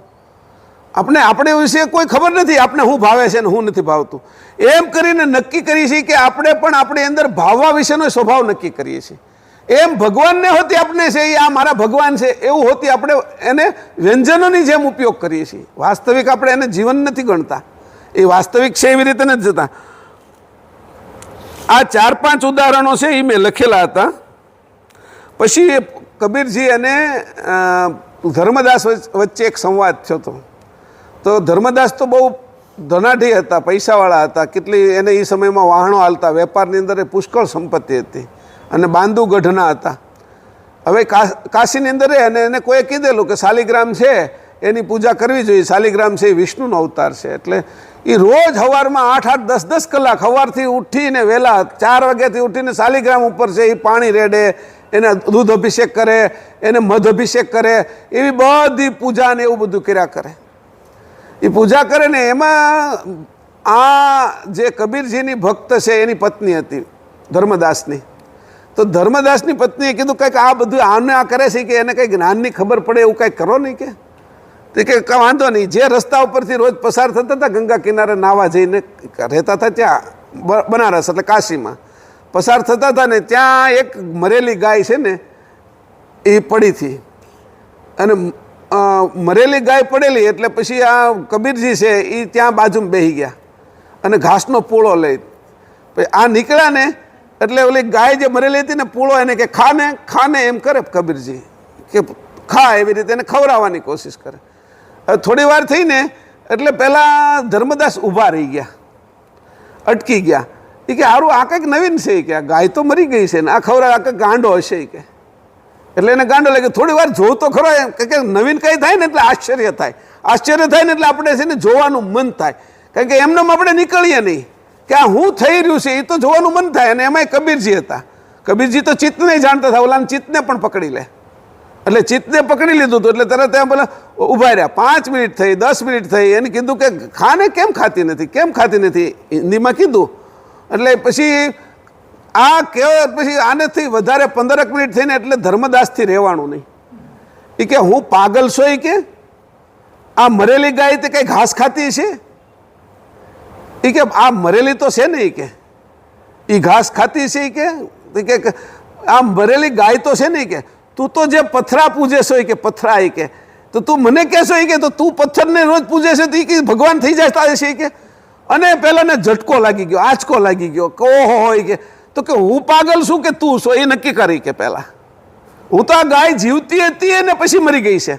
આ તું જે શાલિગ્રામ પૂજે છે ક્યારેય જીવતો નહોતો, એ કે અને અત્યારે મરેલો છે ને ફરીથી હતી તું પૂજા પૂરી કરે તોય મરેલો જ છે. એ કે હજી હું ટ્રાય કરું છું કે આ જો જીવી જાય અંદર આત્મા આવે તો આમાં આવી શકશે, એમાં નહીં આવે. એ કે તું ગમે એ કરી, કે કારણ કે આના અંગો હજી છે. એ કે તો એ કે આવી રીતે જડની અંદર તારી મને ત્યારે ધર્મદાસ છે એને સાષ્ટાંગ દંડ પડે. એ કે જે હોય તરત એ જ ક્ષણે આ ઉપાસના બધી પૂરી થઈ. જેટલા પથરાઓ હતા એ બધા જે શાલિગ્રામો હતા એ ગંગામાં પધરાવી દીધા એકારે.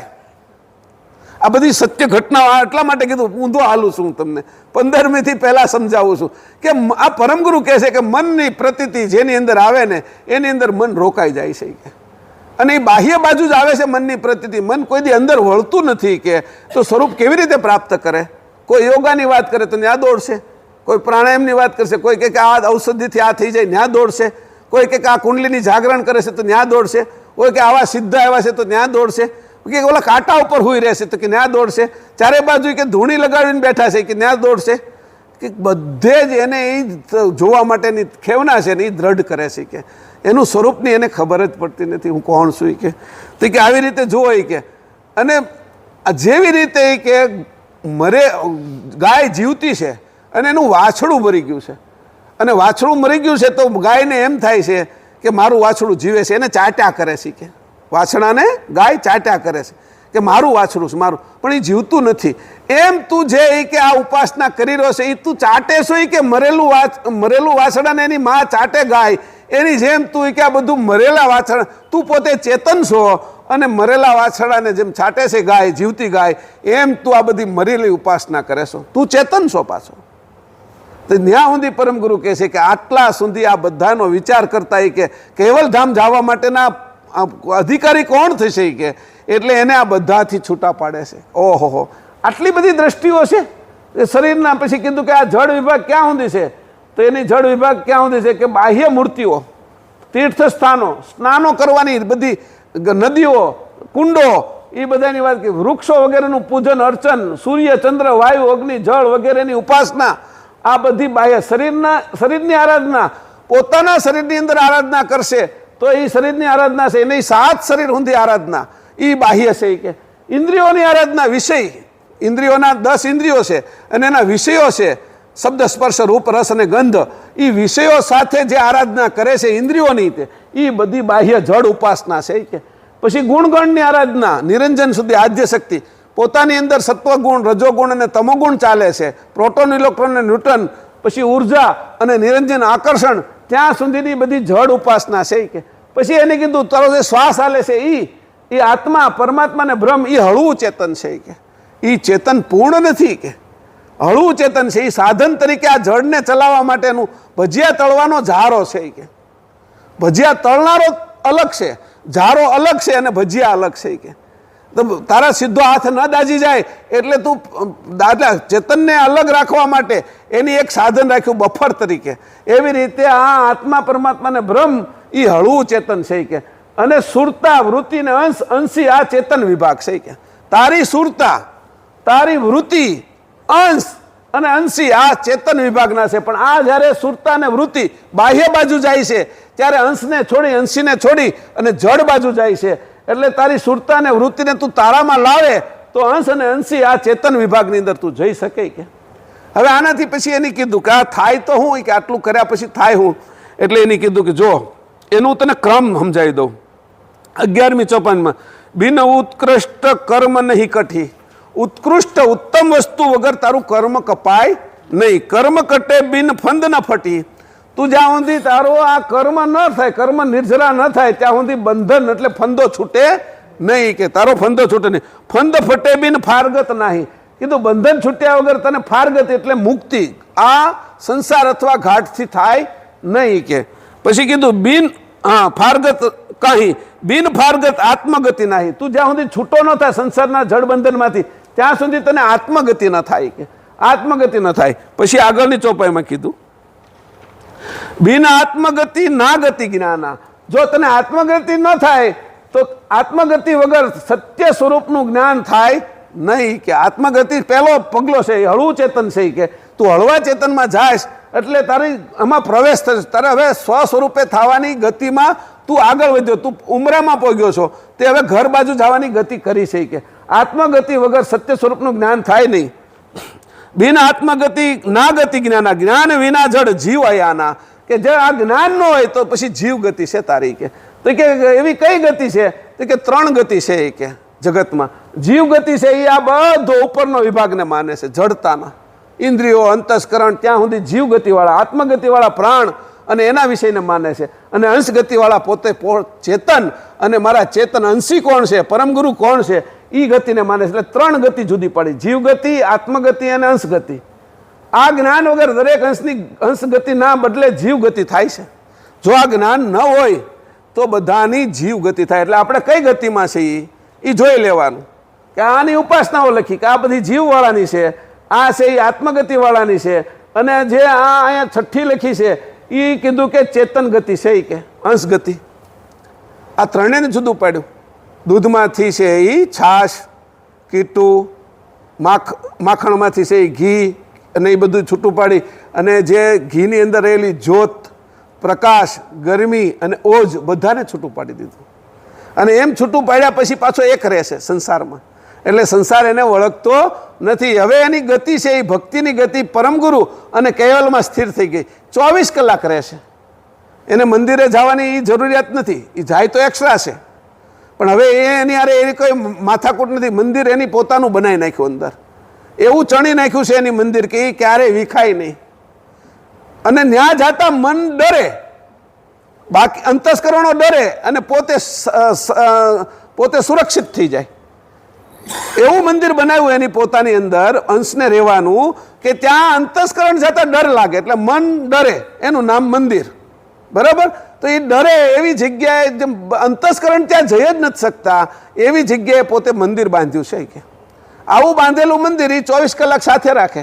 હુવા જાય તોય સાથે હોય ને, ખાય પીવે તોય સાથે હોય, નાવા જાય તોય સાથે હોય, ઘરમાં રહે તોય સાથે હોય, બહાર જાય તોય સાથે હોય, વેપાર કરે તોય સાથે હોય, કંઈ ખરીદી કરવા જાય તોય સાથે હોય, નોકરી કરે તોય સાથે હોય.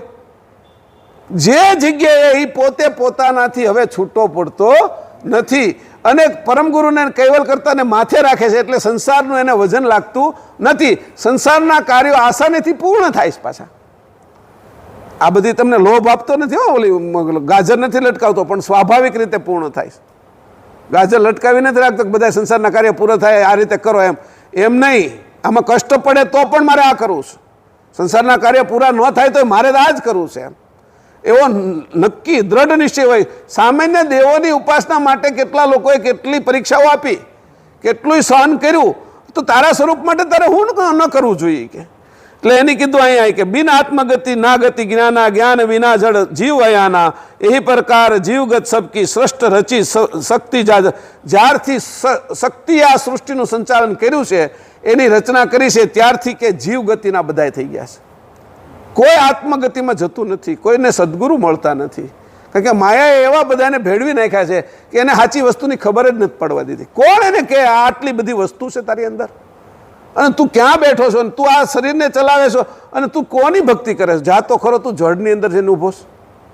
તો હવે દરેક વાત જેમ છે એમ પરમગુરુ એ કહે છે સો કૈવલ કેસે પહેચાને. કે આવી આ જીવ ગતિ જેની થઈ છે સો કૈવલ કેસે પહેચાન. તેવી 13મી ચોપાઈ ભૂલ રહ્યા દેહાદિક ભાને. જીવ ગતિવાળા દેહના ભાનમાં છે. કે એને અંશનું ભાન છે નહીં. ભાને ભલ્યા સો ભવ ભટકે. 84 લાખ યોનીમાં ભવના ફેરાની અંદર ભવ રોગ એને લાગેલો છે, ભવમાં ભટકે છે કે હરિ થાપાજીને કટકે કટકે એની જુદા જુદા હરિની સ્થાપના કરી કે કટકા કરી નાખ્યા, ખંડિત કરી નાખ્યા. પોતે અખંડ છે, અખંડ સુરતાવાળો છે, એને જે જાણ મળે છે, જે જીવન મળે છે એ અખંડ છે કે પોતે ચેતન છે, અને એની ખંડિત કરીને પાખંડની પૂજા શરૂ કરી. અખંડ વસ્તુ હતી જે પોતાની સાથે એકતાવાળી, જેને જીવન આપે, આ જળને જીવન આપે છે, એ કૈવલ કરતા સાથેની જાણની એકતા છે, એ એકતાની જાણી ન શક્યો. એટલે એને કીધું ભાને ભૂલ્યા સો ભવ ભટકે. જે આ બેભાન થઈ ગયો છે, જીવ ગતિનો થયો છે, દેહાદિક ભાનની અંદર છે, એ પોતે પોતાનું ભાન ભૂલી ગયો, સંસારિક ભાનમાં લાગ્યો. ભાને ભૂલ્યા સો ભવ ભટકે, પોતાના ભાનમાં રહ્યો નથી. આ નશો બહારનો નશો છે બધો, સંસારનો એને નશો ચડ્યો છે, દેહના નશા ચડ્યા છે. 7 દેહ સુધી નશાવાળા છે બધા દેહ. ત્યાં સુધી કે હરિ થાપાજીને કટકે કટકે, હરિની સ્થાપના કટકા કટકા કરીને આ જન્મમાં ઓલા જન્મમાં એમાં પોતાના કટકા થયા. અખંડ વસ્તુની સાથે એકતાવાળો એની કટકા થયા. દિવસ રાતમાં કાળની અંદર કટકા થયા. પોતે કાળથી પર છે અને કાળે કટકા કરી નાખ્યા. એક શ્વાસ, બીજો શ્વાસ, પહેલો પહોર, બીજો પહોર, દિવસ રાત, પક્ષ, મહિનો, ઋતુ, અયન, વર્ષ, 100 વર્ષ, યુગો, મન્વંતરો, કલ્પો, આવી રીતે કરીને કટકા કરી નાખ્યા. એક અખંડ વસ્તુ હતી, એના કાળના કટકા કરીને એની અંદર વચ્ચે વચ્ચે જીવે છે, જન્મે છે અને મૃત્યુ પામે છે. આવી રીતે કે એના પોતે એવો થઈ ગયો અને એના જે હરિ હતા એ એવા એ જન્મે, જીવે અને નાશ પામે એવા હરિની મોતી એની ઉપાસના શરૂ કરી. બ્રહ્મા વિષ્ણુ શંકર એ તે મરવાવાળા જ છે. એના સમયે કીડી એના સમયે મરે છે, બેક્ટેરિયા એના સમયે મરે છે, મનુષ્ય એના સમયે મરે છે, પૃથ્વી એના સમયે મરે છે. આ બધા જ કાળની અંદર છે અને કાળની અંદર હંમેશા કટકા હોય, ભાગ હોય. અખંડ વસ્તુને એ જાણી ન શકે.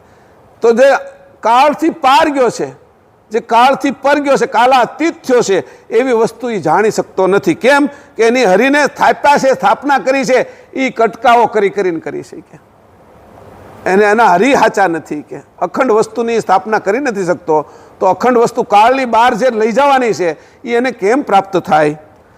છેલ્લે અહીં 14 અને 15મી ચોપાઈમાં છેલ્લી વાંચી લો. ધાત કાષ્ટ પાષાણ કી મૂર્તિ, તીર્થ સબને પ્રોઈ સુરતી. ધાતુ કાષ્ટ પાષાણની મૂર્તિઓ છે કે અને તીર્થ કરવા જાય છે, પાણી અપ એટલે પાણીની અંદર સ્નાન કરવા જાય છે, સબને પ્રોઈ સુરતી, એમાં સુરતા પોરવાઈ ગઈ છે. એ જ યાદ આવ્યા કરે છે. એકવાર જાત્રા કરીને આવ્યો હોય ને તો એ 6 મહિના 8 મહિના 12 મહિના સુધી એના મનમાં રમ્યા કરે કે એમાં સુરતા પોરવાઈ જાય છે એની. જાજા જાય ને હમણાં હું કુંભના મેળામાં આવ્યો તો હજી એમને કુંભ જ દેખાયા કરે. મને વાત કરું છું, તમારે કોઈને નથી કહેતો. તો કે ભાઈ કુંભ દેખાયા કરે, એમાં નાતા એ દેખાયા કરે, એમાં સ્નાન કરે એ બધા ગળદી દેખાય, ધક્કા મારી મારીને પડતા એ દેખાય. કે આવી રીતે બધાએ સુરતા પોરવી દીધી છે. એના પોતાના સ્વરૂપ સિવાયનું બીજું પોરવી દીધું તો સ્વરૂપ ક્યાં રહેશે? એની જગ્યા નથી રહેવા દીધી. સ્વરૂપને કોઈ જગ્યા જોતી નથી. પણ આ તો કહી કે આટલું બધું કચરો છે, એટલો બધો ઘાલ્યો છે અંદર, તો કે બીજાની જગ્યા નથી રહેવા દીધી. કે ધાત કાષ્ટ પાષાણ કી મૂર્તિ, તીર્થ અપ સબને પ્રોઈ સુરતી, એ સેવા પંચુભૂતન કી. અહીંયા લખ્યું જ છે કે આ બધી જે છે એ અહીંયા લખ્યું વાયુ, અગ્નિ, જળ, જે કાંઈ તત્વો છે એ બધાની, આકાશ, આ ગત આકાશ, ભૂમિ, આ બધાની પંચભૂતની છે કે આ સેવા. બંધ રહ્યો પર તીતી મન કી, પરની અંદર પોતાની વૃત્તિ સુરતા એની અંદર પોરવી દીધી અને મનને બાંધીને ત્યાં રહ્યો છે. મનને પોતાને આધીન ન કર્યું અને બીજાની અંદર, પરની અંદર પોતે પ્રતીતિ કરી, બીજામાં પ્રતીતિ, સ્વમાં કોઈ પ્રતીતિ ન કરી, પોતાનામાં એને વિશ્વાસ ન આવ્યો. આવી આ ગતિ છે એ કે એ ગતિ તને ક્યારેય તારા સ્વરૂપે ન પહોંચાડે. એટલા માટે ત્યાં બેઠેલા બધાને કહે છે, આ બધી વાત સમજાવે છે પરમગુરુ. હે સુખરામ, એ કે તારે કેવલધામ જવું છે ને તો કેવલધામનો આ તને રસ્તો પણ બતાવું છું, એની વાત હોતી કરું છું કે ક્યાંય પણ તારા અંતસ્કરણને અટકાવીશમાં, બ્રહ્મમાં અટકાવીશમાં. આ તારા પ્રેમદાસ તને લઈને આવ્યા છે, તારા ગુરુ છે એ કે, પણ હવે ગુરુને હતી આગળનું સ્થાન નથી મળતું તો વિચાર કરતું કે તું એની હારે આવ્યો છે તો તારે તો ભાગ્ય છે કે ગુરુના આધારે તું આવી ગયો. ગુરુ જે પદ પ્રાપ્ત કરે કે કેવલધામ, એ તમે બધા જ પ્રાપ્ત કરજો. જ્યાં જેટલા બેઠા છે એ બધાની હારે આવો સત્સંગ કરે છે. 4.5 મહિના સુધી સત્સંગ હાલે છે. આપણે 6 થી 7.5 થઈ ગયા છે. એટલે અહીં આપણે પૂરું કરીએ. શ્રીમદ કરુણા સાગર ભગવાન કી જય.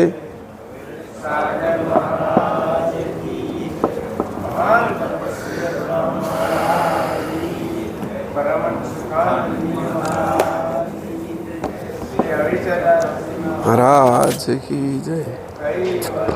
ધામ કી જય. સત કેવલ સાહેબ.